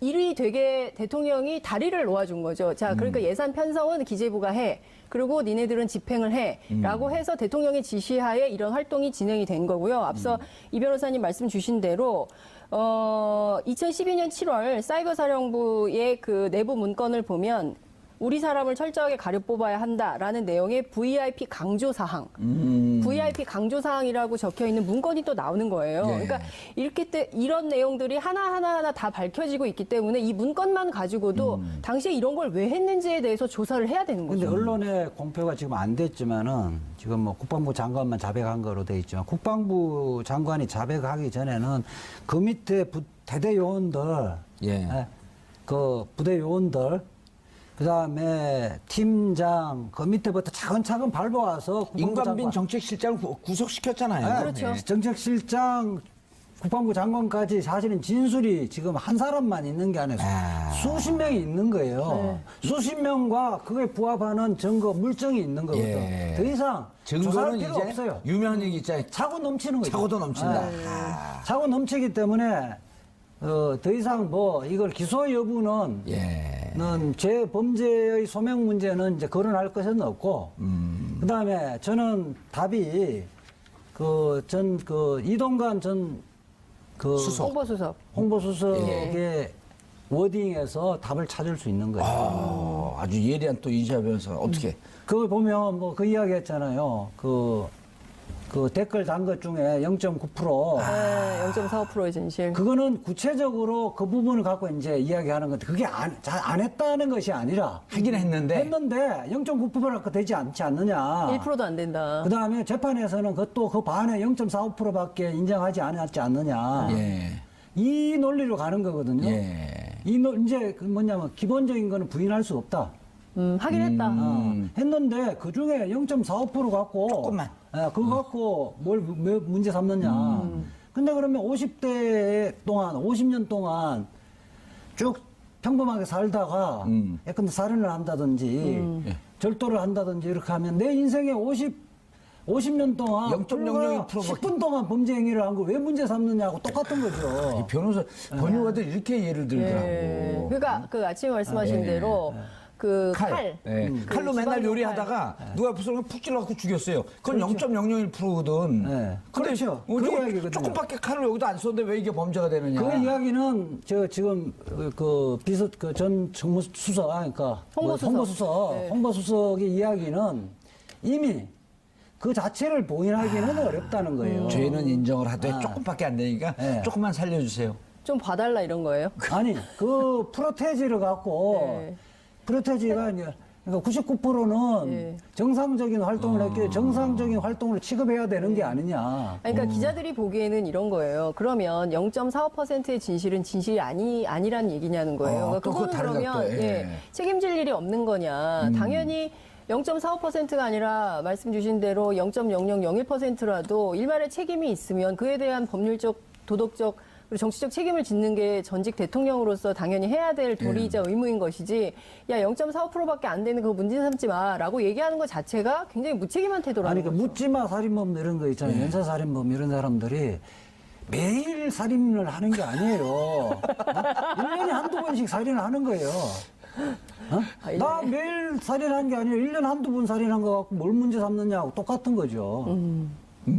굉장히 적확한. 아니, 예를 들어 우리가. 좀 무섭긴 한데. 우리가 어디 옛날에 데모할 때도 이제 우리 방식으로 예를 들면 쭉 나가고 앞에서 지휘하는 사람이 막 얘기를 하고 마지막에 진경하라 그러잖아요. 그럼 그 사람만 잡혀가지고. 아니, 앞에 있는 다른 사람들이 이제까지 말한 것 중에 진교사는 0.1%밖에 안 되기 때문에 저 말을 들으면 안 돼. 앞에 막 한 얘기만 들어야 돼. 그러니까요. 이게 지금 논리적 모순이 너무 많고 저는 어쨌든 본인의 그러니까 왜 바레인인가를 또 주목을 좀 해봐야 될 것 같은 생각도 좀 들어요. 그러니까 저는 자원외교하고도 관련이 있어서 일부 알리바이 맞추기 기자들은 위해서? 예, 그 얘기를 일부 기자들은 분석을 하고 있는데, 그러니까 뭐 여의도 취재를 해보면 여의도에 있는 정치부 기자들은 뭐 변호인들 대동해가지고 가서 뭐 뭔가 좀 수사에 대응하는 뭔가 사전 모의를 위한 거 아니냐 뭐 이런 얘기를 하기도 하고요. 또 다른 큰 그림을 기자들은 그려갖고 올 거예요. 예, 또 다른 기자들은 아니다. 자원외교 관련해서 입막음을 하기 위한 조처로 직접 가서 뭔가 해야 되는 액션이 있었기 때문에 갔을 거다. 그러지 않고서야 이 신화는 없다라는 책이 1995년에 초판이 나오고요. 2005년에 이제 그 개정판이 나와요. 그리고 2011년에 영어판이 처음으로 상업적으로 출간이 되고 그 전에 외국어로 번역이 몇 번 된 적은 있지만 그런 적은 없어요. 그러면 2011년 가지고 왜 갑자기 그 바레인의 문화부 장관은 6년 전에 책을 가지고 이제 와서 막 감동을 받아가지고 이 특별한 지도자를 모셔가지고 이른바 강연을 주문 생산을 해서 알리바이용으로 네. 내가 그냥 나갈 수가 없으니까 좀 만들어 평소에 놔야 돼. 아는 관계에서 초청 좀 해라. 이렇게 갔을 가능성이 그런데 상당히 높죠. 첫 번째 가능성, 두 번째 가능성 둘 다 가능성이 희박해요. 제가 또 생각을 해봤는데 네. 변호사들을 해갖고 이제 대책은 세웠는데 변호사들은 왔을 거예요. 그 현장에 발행이에요? 변호사들 왔는데 법률 전문 변호사도 있고 네. 경제 자금 세탁 담당 변호사가 있어서 네. 전 세계에 흩어져 있는 본인의 도피 자금들, 예? 조세에 비쳐 있는 이런 등등의 자금과 이런 규모를 지금 너무 널려놨고 정신이 하나도 없거든요. 아, 정리하러 간 거예요? 정리하러 간 거예요. 맞아. 그 돈을 정리하러 간 거다. 정봉주 전원님 말씀하신 말이 맞는데 예, 제일 정확해요. 이명박 대통령은 이 그 돈에 대해서는 기재잖아요. 네. 그 본능도 있고. 그리고 이렇게 이번에 들어가게 되면 자기 주위의 배신자들이 자기 돈을 어떻게 할까봐 그거 정비하러 나간 거예요. 특히 이제 뭐 지금 언론에 의하면 해외 계좌에서도 돈이 있다는 이야기도 있잖아요. 그렇죠. 네. 그래서 그게 큰 거고요. 저는 큰 거라 보고. 아니, 제1호 때 결국은 수사를 예. 뭐 구속을 하든 수사를 기소를 하든 간에 결국 출발은 사이버 사령부나 네. 그다음에 원세훈이 했던 국정원 네, 댓글 댓글 갖고 사건. 하지만은 결국은 최종 귀착점은 자원외교 그렇죠. 갈 수밖에 네. 없다는 걸 본인은 알고 있거든요. 뇌물 사건이 아니 그렇죠. 보세요. 제1롯데월드 같은 경우도 네. 그 각도까지 예, 틀어가지고. 10도 틀 거를 3도 틀면서 그 세이빙된 경비가 1조 2천억에서 1조 6천억까지 된다는 거예요. 그리고 또 무슨 근데 이제 공사하는 비용도 또 한 2,300억 정도 깎아줘서 그러면 아주 적게 잡으면 1조 5천억쯤 이득을 본 거거든요. 롯데가. 예. 그럼 이명박 대통령 평상시에 정신이 반띵 정신 아니에요. 반띵? 반을 나눈 거죠, 그거를. 아니, 반만 나눠도 7,500억인데, 추정이에요, 추정. 예. 이걸 어떻게 받습니까? 다 해외 계좌를 받잖아요. 원래 조세 피난처에 있는 차명으로 받잖아요. 네. 그런 거 지금 돈을 정리해놔야 되거든? 예. 아, 해외 계좌를 정리하기 위해서. 해외 계좌 정리하러 나간 가는 거죠. 거다. M&A 시장에 보면요. 그 왜 유인촌 전 장관하고 이동관 수석을 둘 다 데려갔을까요? 가장 믿을 애들이기 때문에 나중에 이 돈 갖고 배신 때릴 수 있는 시나리오를 딱 만들어 놓는 아니다. 거기 가서는 중요한 회의에서는 또 배석을 안 시킬 거예요. 제가 돈은 자기만 이 있으니까. M&A 시장에 보면 부실 회사를 M&A 성사시키면 커미션이 훨씬 많거든요. 그러니까 정상적인 회사에 대해서 소개를 해주면 그 뭐 1%, 2% 이렇게밖에 안 하는데 네. 부실 회사를 매각하는 게끔 성사시켜주면 30%, 40%로 그렇단 말이에요. 그러니까 그 자원 외교라고 하지만은 사실은 부실한 그렇죠. 그 광물 그에 대해서 투자할 사람 전혀 없는데 그 회사를 인수를 한다면 그 인수하는 사람 소개를 시켜주면 네. 그건요 10% 20% 아니가 아닐 거라는 거예요. 그러니까 얼마의 이익을 얻었는지도 확인할 수 없는 수준. 계약서 작성하는 순간 네. 손해가 그 몇천억이 네. 몇 조 뭐 이렇게 예상이 됐던 그것도 많잖아요. 건도 예, 많잖아요. 예.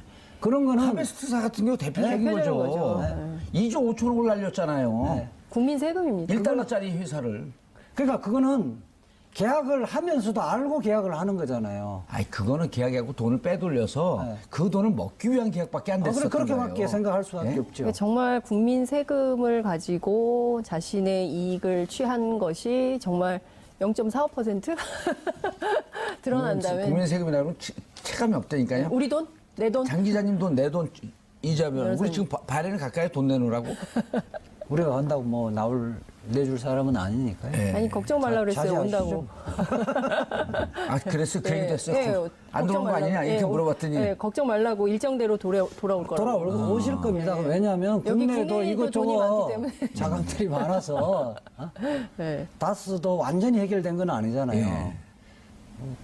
다스 문제도 완전히 그 아들로 못 이렇게 넘어가요. 이제 이렇게 노출됐기 때문에 못 넘어가요. 그 주주 관계를 정리해 놓은 게 아니잖아요. 이상은 형 네. 김재정 처남 돌아가셨을 때 그 네. 재산이 결국 부인한테 가잖아요. 그것 때문에 무척 곤혹스러워했거든요. 아주 좀 발칵 뒤집혔다는 소문인데 이제 이상은 또 형이 47%인가 48% 갖고 있잖아요. 이게 연매출 2조 7천억이에요. 단기 순이익이 어마어마한 데거든요. 이 이상은 형이 또 나이가 연로하잖아요. 네. 그 이거 지분 정리해 놓지 않으면 이거 큰일 나는 거거든. 자식들 간에 이동형한테는 가는 거 이야기가 아니에요, 안 그게. 되죠. 이동형인가 그쪽으로, 이동형은 아니네. 어쨌든 조카한테 가잖아요, 그 돈이 그렇게 되면. 그러면 그때는 지분 정리를 하려면 대단히 복잡해지고 안 줄 가능성이 높잖아요. 아니 안 주죠. 왜냐하면 지도 안 준 건데. 지금 주식이 차명으로 돼 있으면요 네. 추징금이 그 장난이 아니죠. 아. 그 부동산 실명제뿐만 아니라 금융관계도 다 실명제를 해야 되거든요. 그렇죠. 실명제 위반. 그래서 지금 그게, 자, 요게 다 쓰면요. 다스 협력회사가 5개쯤 돼요. 협력회사가. 5개 중에 조금씩 나눠서 이렇게 하다가, 1억짜리 회사가 400억짜리 회사를 먹어요. 예? 1억짜리가 400억짜리를 예. 먹고 그렇게 하나로 지금 몰아주고 있어요. 네. 하나로. 예? 하나로 이렇게 몰아주고 있거든요. 한 회사로. 요 회사 잔뜩 키워놓은 다음에 요 다스하고 M&A 하려고 그래요. 합병. 제일모직 삼성물산. 똑같네. 똑같죠. 다 거기서 배운 거거든요. 그래서 요 주식은 뻥 깜짝이야. 뻥 튀겨놓고 네. 요 다스 주식은 해놓고 내려놓고. 그럼 1대1로 하잖아요. 네. 그럼 그런 순간 여기 지금 그 이시영의 지분 75%거든요. 예. 75%. 그럼 요 합병하는 순간에 전체 이 다스의 이시영의 지분이 30-40% 돼요. 그럼 먹는 거죠, 그냥. M&A 하는 순간. 그거 지금 진행하고 있는 걸 일부 언론이 잡았거든. 그러니까 이를테면 지금 같은 상황에서 보면은 조카한테 넘어갈 수 있는 돈들을 다 끌어모아서 자기 아들한테 몰아주기. 그렇죠. 마치 재벌이 일감 몰아주기 하는 네, 것처럼 여기다 돈을 몰아주기를 한다는 거죠. 협력 계열사에다가 몰아주고, 네. 몰아주고 몰아줘서 이게 좀 키운 다음에 다스하고 M&A 하면은 다스의 실제 주주가 삼성 에버랜드에서부터 시작한 거 있잖아요. 그렇죠. 이재용한테 넘어가는 예. 과정. 56억 주고 증여세 16억만 내고. 그렇죠. 그리고 실질적으로 10년 뒤에 계산해봤더니 이 주가가 1조 7천억인가 됐잖아요. 사실상 그게 20년이 넘는 과정이에요. 1995년부터 그럼요, 예. 시작된 거거든요. 삼성전자. 근데 미리 했어야 되는데 이 양반이 그냥 돈 끌어모으는 욕심만 있으니까 안 하고 있었던 거지. 그 이제 김재정 그렇게 됐죠? 네. 이상은 자기 형 돌아가시게 되면 이거 날아갈 것 같으니까. 그 지금 이거 진행하고 있는 걸 우리가 다 잡았죠, 또 이거. 그러니까 이 사건과 관련해서도 검찰이 수사를 할 수밖에 없는 지금 거네요. 하고 있을 거예요. 도곡동 땅하고 땅. 네. 다스 문제는요. 그래 복잡하게 수사할 거 없습니다. 그냥 안 온 거 만나면 되는 거예요. 아니 김재정 네. 처가 그 김재정 명의로 쭉 거의 사실은 그 이명박 대통령 재산이라고 추정되는 건 다 김재정 명의로 거의 대부분 돼 예. 있었어요. 김재정 처가 어떻게 살아왔는가를 보면 돼요. 김재정 처는 식모처럼 일을 해왔어요. 한 번도 이 부분에 명의지만은 주식을 배당받은 적이 없거든요. 김재정 씨는 돈 몇 천만 원 못 내갖고 신불자 되고. 예. 그렇게 설거지만 하고 식모처럼 생활해왔거든요. 아니, 김재정 씨만 처음만 불러서 그 사람 일생 동안 어떻게 살아왔는가. 이렇게 많은 지분을 갖고 있으면서 왜 이렇게 어렵게 검찰이 살았냐. 참고인 조사만 한번 하면 예. 완전히 딱 풀린다는 거죠. 당신 내가 한을 풀어드리겠다. 네. 그렇게 하면 지금 하늘 풀어드릴 테니까 지금까지 돈 받은 게 하나도 없지 않느냐. 지금 명의는 다 해놓고. 이거 다스 같은 경우는 그 수익이, 매년 수익이 엄청나잖아요. 한 번도 배당된 적이 없거든요. 예, 2011년인가 지금 그 기재부에서 갖고 있으니까 2011년인가 처음으로 그 배당하라고 그래요. 그때 처음 배당해요. 근데 이제 김재정 씨 쪽에서는 배당이 안 됐다는 거 아닙니까? 차등 배당을 했다는 거죠. 차등 배당. 거기서 나오네요, 그럼. 그럼요. 이건 그러니까 유명한 수사해야 거죠. 되는 사건이 비단 사이버 사령부 지금 드러난 사이버 사령부와 국정원 댓글 사건뿐만 아니라 이 개인 비리와 관련된 것들도 다 조사를 할 수밖에 없는 상황이 일단 되는 수익자 부담 건데. 원칙으로 해갖고 수사 받는 사람이 수사 비용 되는 그런 거 해야 되겠어? 아니, 너무 많아서. 그게 너무 많아갖고 열받잖아요. 우리 세금으로 다 수사해야 되니까. 그러니까요. 그러니까 차명을 찾아서 말하자면 그 재산을 일정한 부분을 몰수를 해야죠. 영화가 범죄 나와요. 수익 은닉 그렇죠. 영화 나오고 적용해서. 차명 찾아 도곡동. 그러니까 범죄 수익으로 해서 계속 부풀기를 했을 거 아니에요. 저기요, 이지아 변호사님 예. 글쓰기 좋아하고 또 아주 예. 글도 잘 쓰시고 그러니까 제가 아이디어를 하나 드릴게요. 예. 미리 쓰는 공소장 해갖고 MB 공소장을 쫙 쓰세요. 그 시간이 많이 걸리죠. 많이 걸리죠. 한 3, 4일 만에 그래갖고 지금 보는 포인트가 좋잖아요. 그러게 되면 이거 완전 히트 칠 것 같아. 아니 저도 그럴 것 같고 네. 정리할 공소 내용이 너무 많을 것 같아요. 아니 그래 그거 큰 줄기로 해갖고 한 10장 안쪽으로 미리 보는 공소장. 응? 열장으로는 도저히 안 될 거예요. 예. 왜냐면 한 100장? 한 다스는 되니까 범죄 사람들이. 한 한 타스. 다스. 한 다스는 될 한 거니까. 다스. 되게는 한 다스. 타스 이렇게 한 다스가 될 거니까 예. 공소장은 아무리 압축해도 100장은 될 겁니다. 100장이요. 왜냐면 아니, 근데 기본적인 육하 원칙에 서야 되니까. 100장을 다 못 보니까 100장을 또 요약을 했고 한 10장으로 만들었다 해갖고 내면 이지아 변호사가 내면 카드뉴스 형식으로 딱 또 만들어야죠. 하고 싶죠. 예, 시간 되면 한번 해볼게요. 예. 아니 그래서 왜냐면 관점이 정확하고 또 이런 재판을 오랫동안 변론을 오랫동안 해보고 그랬으니까 자 적어봐요. 오 다시 한번 올려봐봐요. 예. 오.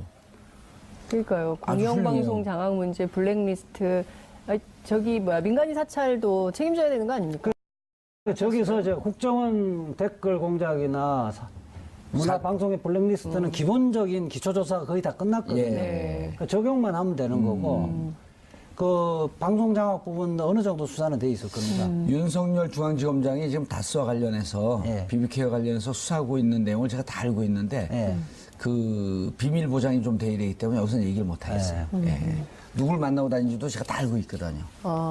예. 제가 이야기한 거는 아닙니다. 예.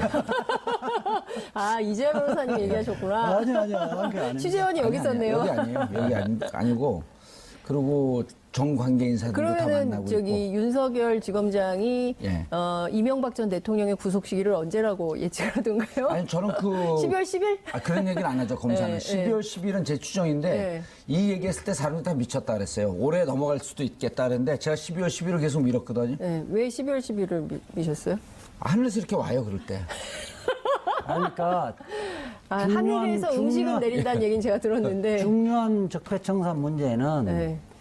해를 넘기면 또 부담이 있어요. 예. 아니 저는 무엇보다 올해 안에 털고 가자 이거죠. 그래야 내년에 지방선거도 있고 평창 동계올림픽도 내년에 할 일이 많아요. 그러니까 제가 새해 들어가면 네. 건설적인 이야기를 지방선거 하는 제가 예언도 그것도 해야 만들었잖아요. 되죠. MB 구속 12월에 끝장내고 네.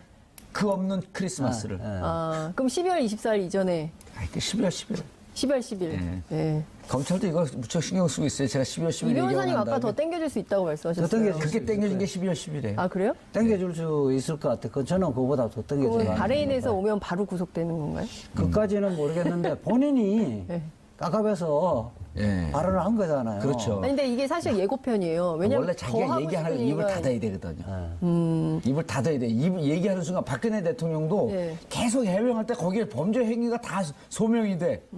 근데 오늘 짧게 얘기한다 그러면서 한 5분 정도 얘기를 했거든요. 근데 그거는 그 관계자가 이명박 전 대통령 핵심 관계자가 어떤 언론하고 인터뷰를 했는데 이것은 앞으로 할 얘기가 더 많은데 짧게 한 거다라고 얘기를 했어요. 그러니까 국민들의 분노의 견지가 엄청 높아졌어요. 예. 네. 다들 보니까 그날 막 멘붕. 결혼식 간다고 택시 탔는데 택시 아저씨도 그러고 네. 우리 저 아내도 그러고 네. 다들 막 분노 게이지가 높아 환장하려고 그러더라고요. 그러니까 그러고 보면 저는 완전 도인이 다 됐어요. 그런 거 안 듣거든요. 안 들어요. 누가 듣고 막 그래도 별로 화도 안 나요. 그래서 지금 박근혜 전 대통령 구속돼 있잖아요. 대체적으로 이명박 전 대통령의 적폐 원조라는 생각은 대체적으로 동의하는 것 같더라고요. MB는 적폐 원조다. 네. 어제 출구하길래 제가 네. 생전 트윗 이런 거 잘 안 하고 네. 공식적인 거 말리다가 어제 처음으로 트윗 날렸어요. 뭐라 그런 줄 아세요? MB 출국, 도망가는 자가 범인이다. 최순실 때 많이 있었잖아요. 숨는 자가 범인이다. 예, 감추는 자가 범인이다. 감추는 자가 범인이다. 예, 도망가는 자가 범인이다. 제가 이렇게 간명하게 얘기해야 돼요. 도망간 거죠? 아니요, 어제 가면서도 사람들 막 물으면 네. 걱정 마세요, I'll be back. 그럼 겁먹잖아. 뭐가 당당하지 저렇게? 네. 그래야 되는데 주저리 다 설명하잖아요. 그러니까 이게 결정적으로 문장이 잘 안 돼요. MB 이명박 대통령은 예. 그 진실을 이야기할 때는 혓바닥을 안 굴리는데 거짓을 이야기할 때는 혓바닥을 많이 굴리더라고요. 어떤 기자가 셌어요. 약 7번. 7번을 혓바닥. 한 그런 그리고 그렇죠. 그 대화를 상당히 기대하는 듯한 언급이 몇 군데 있었지 않습니까? 예. 그래서 지금도 이 대화를 진행하고 있고 그리고 이번에 이제 주지사 선거에서 아주 참패를 했거든요. 참패했죠, 공화당이요. 예. 이제 내년 11월 달에 중간 선거가 있단 말입니다. 예. 상당수의 의회 조직이 이제 교체가 될 텐데 이런 식으로 만약에 전개가 되어서 트럼프 정부가 적어도 북한 관계에 있어서 뭔가 가시적인 결과를 내지 못하면 뭐 보나마나 뻔한 것이고 재선은 말할 것도 없이 의회가 완전히 민주당의 장악이 된다고 하면 완전히 레임덕이 되는 거죠. 그렇죠. 저는 그래서 적어도 트럼프 대통령이 조만간 북한하고는 상당히 깜짝 놀랄 만한 어떤 그런 합의를 도출해야만 자기의 정치적인 입지가 그나마 서는 것 아니냐. 그런 관점에서 상당히 어떤 그 가시적인 성과를 지금 추구하고 있는 것이 아닌가 하는 그런 느낌을 많이 받았어요. 경제 성적표에 대해서는 뭐 이번에 수백 조를 벌어왔다라고 본인 스스로 막 자화자찬했는데 중국이 특히 많이 이제 제시를 했고 일본도 상당히 많이 제시했고 우리도 많이 제시했는데 예. 우리는 주로 이제 군사 장비를 도입하는 거, 쪽으로 그다음 현지 투자하는 거. 그렇죠. 예, 뭐 현재 투자는 지난번에 방미했을 때도 제시했던 문제이기 때문에 뭐 그것은 뭐 얼마든지 기업의 판단에 따라서 할 수 있는 문제인데 이제 군사 장비를 우리가 첨단 장비를 뭐 얼마가 될지는 지금 정확하게 알려지지 않았어요. 빌리언 달러, 수십억 달러, 그러니까 한 그 정도인데 저는 뭐 꼭 우리가 필요하고 방위력의 증강에 꼭 필요한 장비라고 하면 들여오는 것은 뭐 좋다, 좋은데 이번에 어떤 그런 트럼프의 목적이 사실은 북핵 해결이 아니라 뭐 무기 팔려고 왔는 게 아니냐. 네. 그런 어떤 생각이 들어서 일본도 좀 그렇고 우리도 그렇고 조금 씁쓸하기는 하나 우리는 엄연히 북한이라고 하는 문제를 안고 사는 나라이기 때문에 예. 한쪽으로는 북한에 대한 어떤 경계의식도 있고 다른 한쪽으로는 경제도 챙겨야 되고 그나마 이제 미국하고 중국하고 사이에 끼어가지고 예. 사실 굉장히 우리가 지금 어려운 입장에 있거든요. 이런 어려운 입장에 있는데 계속해서 정치권에서는 심하게 비판하고 그래서 대통령이 뒷다리를 흔들고 하는 것이 관련 우리가 국가 이익 차원에서 전 조금 그러니까 신중하게 생각해야 될 부분이 있다. 저는 그렇게 보는 거죠. 오히려 문재인 대통령 같은 경우도 트럼프를 대응하는 것보다 상대하는 것보다도 남남 갈등 그러니까 안보 무능 정권이다라고 하는 비판받을까봐 그런 부분에 더 신경 쓰는 듯한 모습이에요. 근데 아닌 게 드러났죠. 예. 이번에 무기라든지 예. 그리고 북한이 또는 한국 방위에 대한 그런 입장이 여러 번 표명이 됐기 때문에 예전에 대통령 선거 후보 당시에 문재인 후보하고 대통령이 되고 나서의 문재인 대통령의 어떤 방위나 대북 관계나 이런 부분에 있어서는 상당히 분명한 차이가 있다는 것이 드러났는데 이제 야권에서는 이제 비판을 위한 비판이거나 또는 뭐 여러 가지 이유로 해서 심하게 매몰차게 이렇게 몰아붙이는 것이 과연 누구의 이익이 되는가 우리가 좀 신중하게 생각해야 될 부분이 있다고 보는 거죠. 알겠습니다. 트럼프 방중에 대해서 성적표는 어때요? 중국 내부의 성적표는? 왜냐하면 이게 우리하고는 그냥 중미 간의 관계가 아니라 그 사이에 낀 방 교수님도 말씀하셨듯이 예.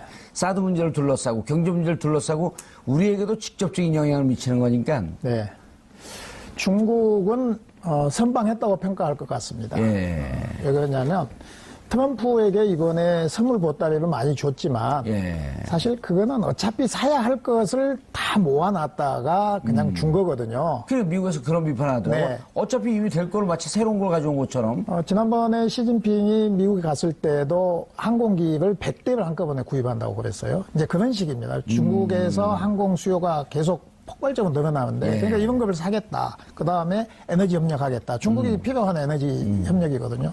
그리고 이제 중국이 굉장히 아프게 생각하고 보호하려고 하는 농업에 대해서 미국이 요구해가지고 39명의 경제사절단에 농업 관련한 사람들을 몇 명 데려왔는데 여기에서는 특별하게 하지 않았어요. 그리고 제도적이고 정책적인 것, 관세 인하라든지 환율이라든지 이런 거에 대해서는 논의 자체가 없었어요. 예. 그러니까 선물을 주면서 중국이 지키고자 하는 제도적인 측면은 상당히 선방을 했다. 그러면서 트럼프의 기분을 좋게 하고 트럼프는 스스로 트위터에다 올리든 뭐 내가 많이 벌어왔다 이런 거를 자랑할 수 있도록 예. 자랑할 수 있도록 띄워주고 지킬 거는 상당히 지켰다 이렇게 예. 봅니다.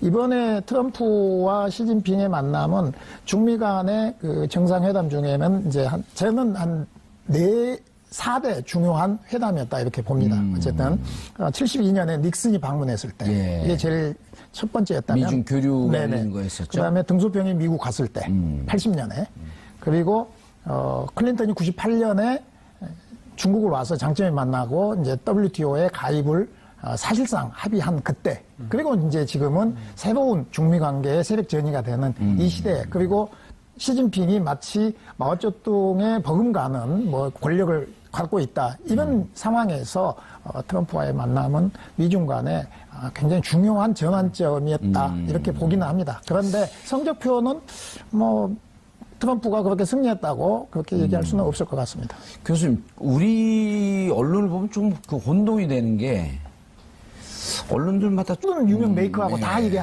공동 합작 생산을 하기 때문에 예. 그 국산이 아닌 세계 메이커와 한국의 메이커들이 어떻게 경쟁을 할 것이냐 이 문제가 좀 더 심각한 것이죠. 좀 더. 네. 그래서 이제는 풀어놔도 구조적으로 우리가 그전처럼 뭐 땅 짓고 헤엄치게식의 이런 마케팅은 이제 쉽지 않아졌다. 저는 이제 굉장히 어렵다고 봅니다. 그래서 이제 자동차도 그렇지만은 중국이 자국 산업의 그 지금 중간재 비율이 너무 높으니까 이거를 국산화한다는 것이 대선제. 메이드 인 예. 메이드 인 2025입니다. 그래서 2025년까지 중국 국산화 메이드 인 차이나를 다 하겠다는 거거든요. 예. 그러면 우리가 지금 70% 가까이의 우리 수출에서 중간재를 팔고 있는데 예. 이걸 그때까지 자기들은 최대한 국산화를 하겠다는 거거든요. 그러면 우리와 그 부품에서 경쟁이 계속 치열해질 수밖에 예. 없습니다. 교수님, 아까 이제 북한과 미국 간의 관계가 아주 뭔가 좀 대화 무드, 느낌상으로 이렇게 들렸어요.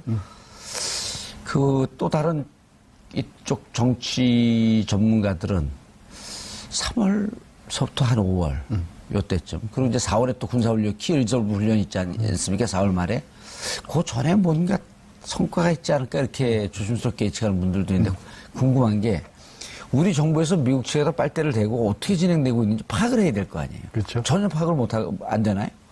모르죠. 국정원이 그 역할을 해야 할 텐데 그 국정원이 그동안에 해온 족적을 보면 네.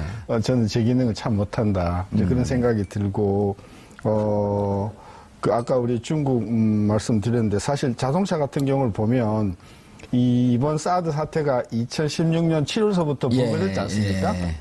근데 사실 중국의 대자동차 수출은 그 이미 1년 이전 전서부터 계속 줄고 예. 있었어요. 그러니까 아까 중국도 언제까지나 한국에서 원료 수입해가지고 가공해서 수출 못한다. 결국은 우리도 결국은 세계를 제패하려면 기술력을 가져야 되는데 그 핵심 장애물이 한국과 일본이라는 걸 잘 알지 않습니까? 예. 그러니까 중국도 아주 마음 먹고 한국의 기술력과 일본의 기술력을 따라잡으려고 생각하고 있던 차에 이제 이 사건이 터졌기 때문에 사드가 저는 아주 빠른 속도로 회복이 되지도 않을 거라고 생각하지만, 왜냐면 아까 핵심 위기라고 그 생각은 이미 사드 문제가 불거지기 전서부터 중국의 입장은 너무나 강경했다는 게 분명했었거든요. 예. 근데 그거를 이제 박근혜 정부가 계속해서 그러다가 이제 핵실험하니까 그냥 화나갖고 이렇게 돼버리는 상황이거든요. 그렇죠. 그런 관점에서 보면 저는 중국은 이 사드 문제로 굉장히 오랫동안 저는 물고 늘어질 것이라고 보고, 또 한쪽으로는 경쟁적으로 기술적으로 한국을 능가해야 된다고 보기 때문에 한중 관계에서의 경제적인 그 시대는 이미 지나갔다. 따라서 이제 우리가 남방으로 틀어야 된다. 저는 그런 차원에서의 현 정부의 그 어떤 무역의 방점을 방향을 트는 것은 심하게 얘기하면 조금 늦었다. 진작에 우리가 그렇게 갔어야 되는 부분이 있고, 신남방 정책이라는 게 조금 더 빨리 진행이 됐었어야 그랬었어야 되고, 실제로 지금 그 동남아시안 수출은 중국을 능가했습니다. 지금 벌써 이제 홍콩을 넣냐 어디에 넣냐에 따라서 달라지긴 하나, 지금 이미 세계 우리나라의 최고의 무역 상대국은 중국이 아니고 이미 홍콩을 포함하는 동남아시아 국가가 지금 넘버 1이 이미 됐어요. 그 무역 전체 무역에서 차지하는 비중이 수출 24~25%가 이미 넘어갔죠. 동남아에 대한 수출이. 그러니까 이미 우리는 기업들은 이미 정치적으로 신남방을 선언하기 전에 이미 오래전서부터 신남방을 선언했기 때문에 중국이 지금 어느 정도 되죠? 22%. 22. 예, 22% 정도 되죠. 한때는 25% 넘어갔는데 그랬었죠. 최근에 많이 줄어가지고. 저기 나오네요. 중국이 2012 22.4. 전부 도표 잘못 나온 것 같은데 아세안이 13.2가 나왔는데요. 그런가요? 예. 예, 그러니까 저기다 홍콩하고 아세안은 세계 경제에서 성장 속도가 가장 빠른 지역입니다. 빠르죠. 그리고 가장 역동성이 있는 지역이기 때문에 우리가 아세안으로 간다는 것은 너무나 자명한 일이고요. 뭐 세계 각국이 이제 또 아세안으로 올 거 아닙니까? 한때 중국을 세계 공장이라고 했다가 세계 시장으로 했는데 지금 아세안도 마찬가지거든요. 세계 공장이라는 개념에서 역시 아세안도 이제 시장으로서 가치가 커져 가고 있기 때문에 뭐 그렇게 가는 건 당연한 거예요. 아니 아세안은 이제 여러 국가를 묶은 건데 10개 국가죠. 저기 보니까 지금 홍콩이 중국으로 들어가 있는 것 같은. 그런 게 홍콩도 있고, 홍콩 거기서 이제 우리 물건을 수입하고 또 다른 데로 주로 중개 무역이긴 하나. 중개 무역. 그래도 우리나라의 그 5대 교역국 중에 홍콩이 항상 들어가고요. 그 중국에다가 홍콩을 넣냐, 홍콩을 동남아로 넣냐에 따라서 5대 무역 상대국이니까 상당히 비중이 휩쓸려져 있었죠. 일견 드는 생각이 중국은 무역과 경제가 밀접하게 연관이 돼도 항상 정치적인 문제가 백그라운드에 있지 않습니까? 네. 이미 2021세기 들어서자마자 이른바 이제 뭐 있었죠? 그 우리 교과서 왜곡 때문에 문제가 됐었던 동북공정. 동북공정. 네네. 그래갖고 자기들의 속국이었다라고 하는 계속 강조하고 관계 토대한 흔적도 자기들의 흔적으로 둔갑시키고 이런 문제가 늘 있는데 남방 정책 그러니까 베트남, 뭐 라오스, 그다음에 인도네시아, 말레이시아 이쪽은 정치적 문제가 없을 것 같은 안전함이 좀 들어요. 그렇죠. 우리 지리적으로도 멀리 떨어져 있고 또 그렇게 강대국이 없기 때문에 아세안은 10개의 나라가 모아놓은 거기 때문에 단일 국가로서는 그렇게 큰 힘을 가지고 있지 근데 않죠. 인도네시아 같은 경우는 2억 5천만이 넘더라고요, 인구가. 앞으로는 그 성장 잠재력으로 보면 대단히 큰 거라고 볼 수는 있죠. 그리고 인종적 1월 13일 월요일 정봉주 품격 시대 시작합니다. 자, 첫 번째 주제는 주말 사이에 열린 한중 정상회담, 그리고 트럼프의 한중일 방문, 두 가지 주제를 갖고 말씀을 나눠보도록 하겠습니다. 자, 함께 하실 두 분입니다. 신세돈 숙명여대 경제학부 교수님 자리하셨습니다. 고맙습니다. 예. 민규식 한양대 국제학대학원 중국학과 교수님 자리하셨습니다. 반갑습니다. 예. 민 교수님은 말씀 하나 가만히 계시면 다 중국 사람인 줄 알죠? 그렇게 많이 봅니다. 예. 그래서 제가 중국에서는 야 중국에서도 이렇게 잘생긴 사람 있어? 제가 그렇게 얘기하죠. 괜히 물어봤습니다. 배웠습니다. 깔때기. 자, 일단 먼저 한중 정상회담 얘기를 먼저 좀 나눠보시죠. 예. 네. 한중 정상회담에서 크게 보면 4가지 정도 있는 것 같아요. 예. 북핵 문제를 평화적으로 해결한다. 예. 그리고 12월 달에 베이징을 방문한다. 예. 또 하나는 북핵 관련해서 한중 전략 대화를 강화한다. 예. 네 번째는 이제 사드 배치에 관한 책임 있는 자세를 촉구한 걸로 우리가 약간 이제 생각지 않은 부분이 있었습니다. 예. 이 정도가 이번 정상회담에서 나온 것 같은데 여기서 이제 가장 중요한 게 사드 배치 문제 아니에요. 네. 예. 우리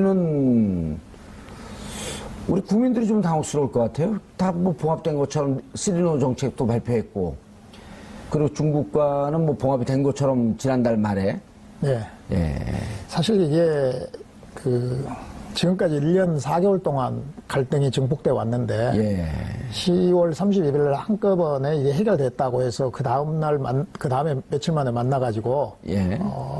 아무 얘기 없었던 듯 하기에는 이 시진핑도 국내 여론을 의식하지 않았나 이렇게 생각이 됩니다. 그래서 지금 우리가 뭐 사드 문제가 다시 나왔다 봉인이 해제된 거 아니냐 뭐 이런 얘기는 또 너무 민감하게 반응하는 것이고요. 적어도 대국이라고 얘기하는 중국이 최고 지도부가 결정한 거에 대해서 다시 그거 문제를 공개적으로 얘기하지는 않을 거라고 봅니다.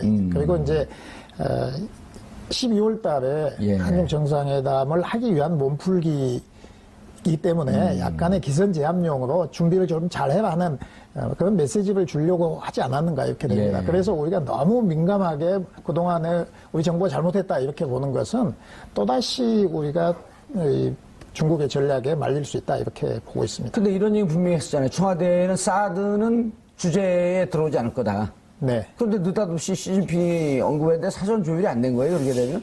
그거는 결과적으로 사전 준비 조율이 안 됐다고 봐야죠. 어쨌든 조율이 됐다면 안 나와야 되는데 이 사드 문제를 그 단어가 나왔고 또 예.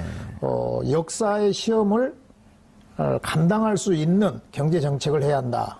정책 결정을 해야 된다. 이렇게 예. 표현을 했거든요. 누가요? 시진핑이요? 시진핑이요. 역사의 시험을 감당할 수 있는 정책을 결정해야 된다. 이게 상당히 무거운 표현이에요. 그러니까요. 말은 점잖게 한 것 같지만은 그래서 이거는 이제 앞으로 두고 보겠다는 그 10월 31일 날도 그렇게 했었습니까? 유의하겠다는 것과 일맥상통한 그런 표현인데 시진핑의 워딩으로 나왔다는 것에서 좀 무게가 차이가 그렇죠. 있습니다. 역사의 시험을 감당할 수 있다라고 하는 것은 마치 조공 바쳤던, 그 다음 우리를 침략했던, 뭐 이런 뉘앙스가 좀 드는데. 그렇게도 뉘앙스로서 우리가 할 때는 약간 기분 안 좋은 예. 표현이라고 봐야 됩니다. 알겠습니다. 이따 조금 더 자세히 말씀을 나눠보도록 하고요. 지금 그 트럼프 방한, 그러니까 방일, 방한, 방중, 다 끝나긴 했지만 여전히 미국에서는 부르고 끓고 있죠. 그 대통령 당선되기 전서부터 매우 북한 문제에 대해서는 강공적인 입장을 취했던 예. 트럼프가 쭉 대통령이 지금 벌써 취임한 지도 거의 1년이 다 되어 가는데 국민들은 뭐 그게 미국 국민들이 좋아하는 것이든 아니든 것이든 예. 일관된 트럼프의 말하자면 대북 정책이 예. 물론 뭐 이번 국회 연설에서 상당히 북한을 매도하긴 했으나 예. 인권 문제였었거든요. 그렇죠. 뭐 핵 문제를 가지고 뭐 국회에서 하진 않았지 않습니까? 그 부분에 대해서 일단 그 미국의 언론들은 좀 점잖은 표현으로 예. 첫째 톤 많이 다운됐다. 톤 다운됐다. 예, 그 워싱턴 포스트지고 뉴욕 타임즈 같은 경우에는 상당히 화해적이다. 리콘실리아토리 제스처다. 뭐 이렇게 예. 표현했거든요. 그러니까 미국의 비판적인 언론은 상당히 조금 표현을 자제했습니다만은 거기에 달린 댓글을 보면 미국 국민들은 아주 뭐 심지어는 이번에 가서 벌벌 기었다. 포복했다. 예. 뭐 이런 표현이 있을 정도로 트럼프 정책에 대해서 앞따르고 뒤따르다. 처음에는 굉장히 강력하게 뭘 할 것 같이 하더니 막상 DMZ 가까이 가서는 많이 바뀌었다. 이 부분에 대해서 국민들이 조금 당황해하는 것 같고 예. 전반적으로 트럼프의 대북 정책이나 북한에 대한 스탠스에 대해서 미국 국민들이 신뢰를 하지 않는 것 같아요. 상당히 좀 비판적인 것 같아요. 본인은 그것이 미치광이 전략이다. 내 패를 보이지 않기 위해서 왔다리 갔다리 한다. 이렇게 설명하고 있잖아요. 그랬죠. 근데 예. 전혀 예상치도 못했던 게 뭐냐면 북한하고 대화를 진행하고 있는 듯 좀 이렇게 일관된 입장도 없고 통계치 나오는 것도 좀 불명확하고. 그러니까 이번에도 그 무슨 한 600억 달러 투자하겠다. 그건 뭐 이미 7월에도 얘기가 됐던 거고요. 무기 구입에 대해서도 뭐 그 수십억 달러 얘기하고. 그리고 또 어떤 언론에서는 수백 조를 벌어갔다, 트럼프가. 어떻게 된 겁니까? 경제 성적표는. 첫째, 미국에서의 트럼프 평가가 어때요? 미국 경제가 1년에 GDP로 따지면 16조, 17조 달러잖아요. 예. 달러잖아요. 예. 뭐 10억 달러, 20억 달러 아니라 100억 달러, 1000억 달러라 하더라도 미국의 경제 규모가 16조, 17조 달러인데다가 투자라 가는 것은 GDP보다도 두세 배 크니까 예. 미국의 경제라고 놓고 보면 그 거래 규모라고 하는 것은 수십조 달러가 넘는데 거기서 뭐 6천억 달러가 됐다고 한들 미국 경제가 그게 크게 심각하게 받아들일 수치는 첫째 아니다. 예. 둘째는 그런 어떤 수치들이 다 약속이지 뭐 법률적인 효력이 있는 계약이 아니다. 예. 그리고 중국 사람의 특성상 언제든지 이 말을 뒤집을 수 있는 것이다. 저는 그런 관점에서 너무 우리가 숫자에 그저 현혹되면 안 되겠다고 생각이 드는 것이고, 우리 또 과거에 박근혜 대통령께서 뭐 이란 가셔서 또 뭐 몇백억 달러 어찌 뭐 MOU 맺었다 얼마나 많았습니까? 그렇죠.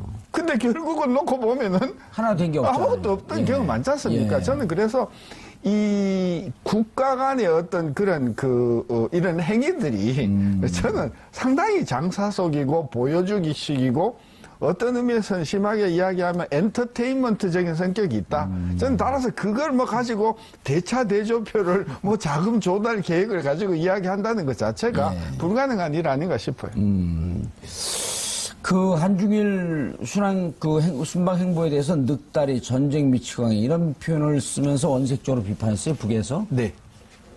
근데 보통 같으면 이제 트럼프도 조금 더 원색적으로 나오는데 네. 이번에는 뭐 한 초등학교 1, 2학년 애들이 싸우는 것처럼 말거리 그렇죠. 잡아요, 서로. 나는 김정은에게 작고 뚱뚱하다고 하지 않는데 왜 나를 늙었다고 모욕하느냐. 뭔가 좀 지는 것 같아요, 느낌이. 그렇죠. 근데 사실은 리틀 라켓맨이라고는 여러 번 이야기를 했지 않습니까? 예, 예. 그 리틀 라켓맨이라는 게 이제 그 라켓맨이라고 하는 그런 그 미국의 흑인 농구 선수를 이야기할 수도 있는데 예. 일단 리틀이라는 이야기는 했거든요. 근데 그런 예. 관점에서 보면 뭐 이게 이 작다라는 말을 안 했다고 이야기는 할 수는 없는데 아까도 이야기했지만 하긴 했네요. 리틀 했으니까. 리틀이라고 했죠. 했고 또 라켓이라고 하는 게 생긴 게 좀 뚱뚱하거든요, 사실은. 그래서 리틀 라켓맨을 우리가 의역을 하면 자꾸 뚱뚱하다고 번역은 할 수가 있는데 예. 저는 중요한 것은 트럼프가 특히 아시아 쪽에 와가지고 한국하고 일본 와가지고 그 한 행보를 보면 북한하고 상당히 그 물밑 접촉을 통해서 뭔가 가시적인 성과를 노리고 있는 그런 냄새가 여러 번 났었어요. 그리고 이제는 더 이상 여기에서 뭐 어떤 전쟁 분위기를 더 고조시켜서 더 이상 갈 데가 없잖아요. 아무한테도 득이 안 되죠. 조금 예. 있으면 중국을 가는데 이렇게 분위기를 험하게 만들어 놓고 중국을 가서 뭐 무슨 결과를 얻겠습니까? 그런 차원에서 저는 아까도 이야기했지만 트럼프가 정치적인 계산을 지금 하고 있다. 그래서 내년 선거에서 공화당의 의회 지배를 계속하기 위해서는 뭔가 중국과 이 아시아 쪽에서 북한 쪽에서 예, 상당한 결과를 내놓아서 내가 그래도 이런 성과를 냈다라는 것을 가지고 역시 영향이 있구나. 라고 하는 그런 어떤 표를 계산한 그런 행보라고 봐서 저는 의외로 깜짝 놀랄 만한 북미 간의 어떤 그런 타협이나 또는 해결책이 나올 가능성이 있다. 특히 어떤 뭘 하겠다는 게 아니라 예. 북미 간의 어떤 공식적인 대화를 양성화해서 북미 간의 대표가 뭐 제네바에서 만나서 이 북핵 문제나 북미 문제를 해결하도록 뭐 한다는 이런 어떤 가시적인 결과가 나오지 않겠는가. 그렇다고 하면 우리로서는 한국으로서는 굉장히 바람직하고 예. 예. 저는 그래서 북미 관계를 조금 심도 있게 우리가 들여다봐 줘야 된다. 아니, 그러니까 트럼프한테 북한과의 대화는 어떻게 되고 있냐 그랬더니 한 3가지 경로로 대화는 계속 유지되고 있다. 국무장관이 그랬죠. 예, 국무장관이 그랬단 그렇죠. 말이에요. 그렇죠. 그렇다고 하는 것은 이미 그 지난해 말에도 그렇죠. 지난해 말에도 이런 보도가 나왔었잖아요. 7월서부터 북한과 계속 대화를 이루어지고 하고 있다. 그렇죠. 그다음에 이제 워싱턴에 그 워싱턴인가 뉴욕이죠. 뉴욕 라인이 있잖아요. 그렇죠. 유엔 대표부 그렇죠. 나와 나와 있으니까 거기하고 지속적으로 대화를 하고 있으니까 그러다가 더 재밌는 거는 예. 국무장관이 북미 간의 대화로 외교적으로 이 문제를 풀어야 된다고 했을 때 트럼프 처음에 뭐라고 하냐면 그거 시간 낭비다. 예, 웃기는 그랬었죠. 이야기다가 예. 그런 게 지금 얼마 되지도 않지 않습니까? 분명히 저는 미국의 행정부 주요 지도자들 사이에서는 이렇게 끌고 가봐야 예. 그리고 긴장 관계를 고조시켜 봐야 트럼프한테는 전혀 국내외적으로 도움이 되지 않는다는 판단이 섰고 그래서 빠른 속도로 양자 간의 어떤 그런 예. 대화를 통해서 결과를 내놔야만 자기가 그래도 뭐 국내 선거용으로나 정치 입지가 더 강해지는 거 아닌가. 그래서 저는 굉장히 대화가 진정 저는 제 개인 생각이지만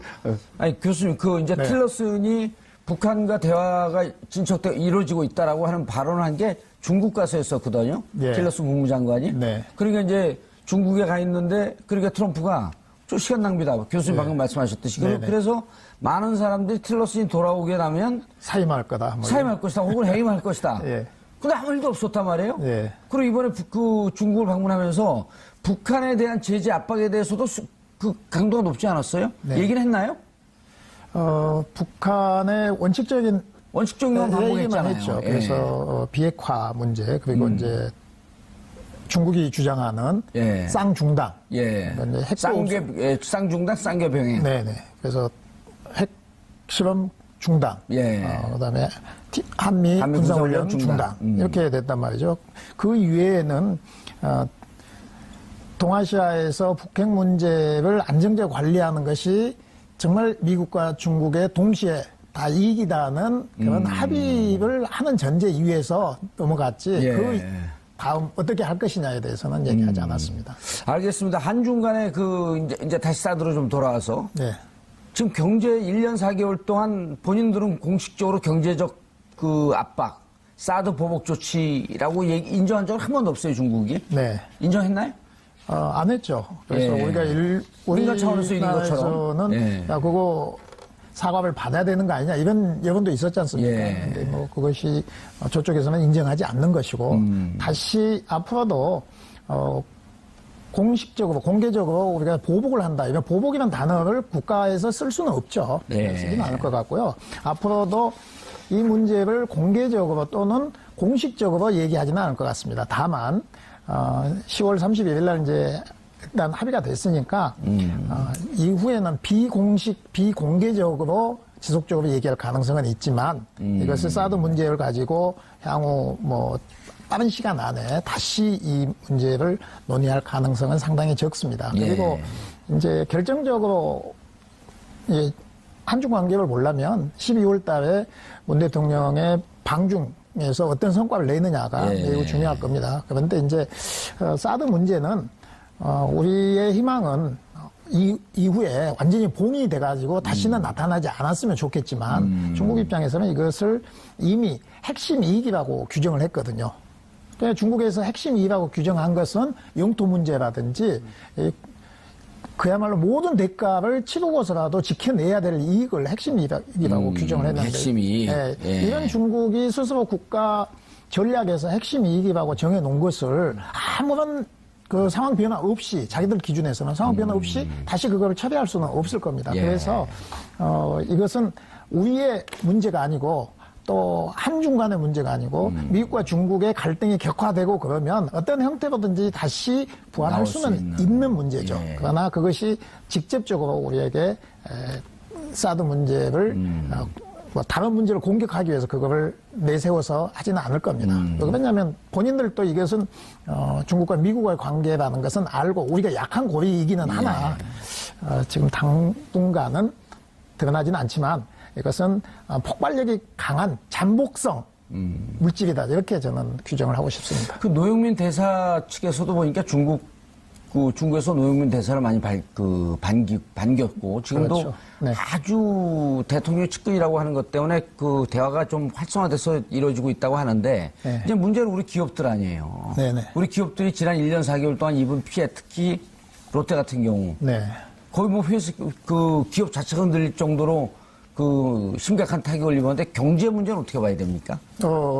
이제 경제 문제는 조금은 풀릴 것 같기는 합니다. 어제 그저께 어제가 이제 광군제였지 않습니까? 예. 11일 날이 이제 이 광군이라는 것이 사실 중국말로 알리바바에서 만든 거 아니에요? 네, 아니 원래 단어는 있습니다. 화합이라는 단어입니다. 화합. 아니 호랩이. 호랩이 네. 그러니까 호랩이 날 독신자들의 날이라는 겁니다. 그래서 교수님 원래 저 얘기 처음 들어보셨죠? 원래 있는 11월 중국- 11일이니까 한 명 한 명 네 명이 따로 있다 그래서 이게 호랩이들 모았다. 그렇습니다. 그래서 원래 광군이라는 것은 네. 그냥 우리가 이 약간 비속어로 얘기하는 저 호랩이 이렇게 얘기할 때 하는 중국 말이거든요. 예. 근데 그거를 광군지혜라고 해가지고 아예 상업화시킨 그런 이제 뭐 빼빼로데이 이런 빼빼로데이 것처럼. 같은 예. 거죠. 네. 그렇게 돼서 뭐 알리바바만 예, 일 매출이 예, 하루에 알리바바만 28조 원이었다는데요.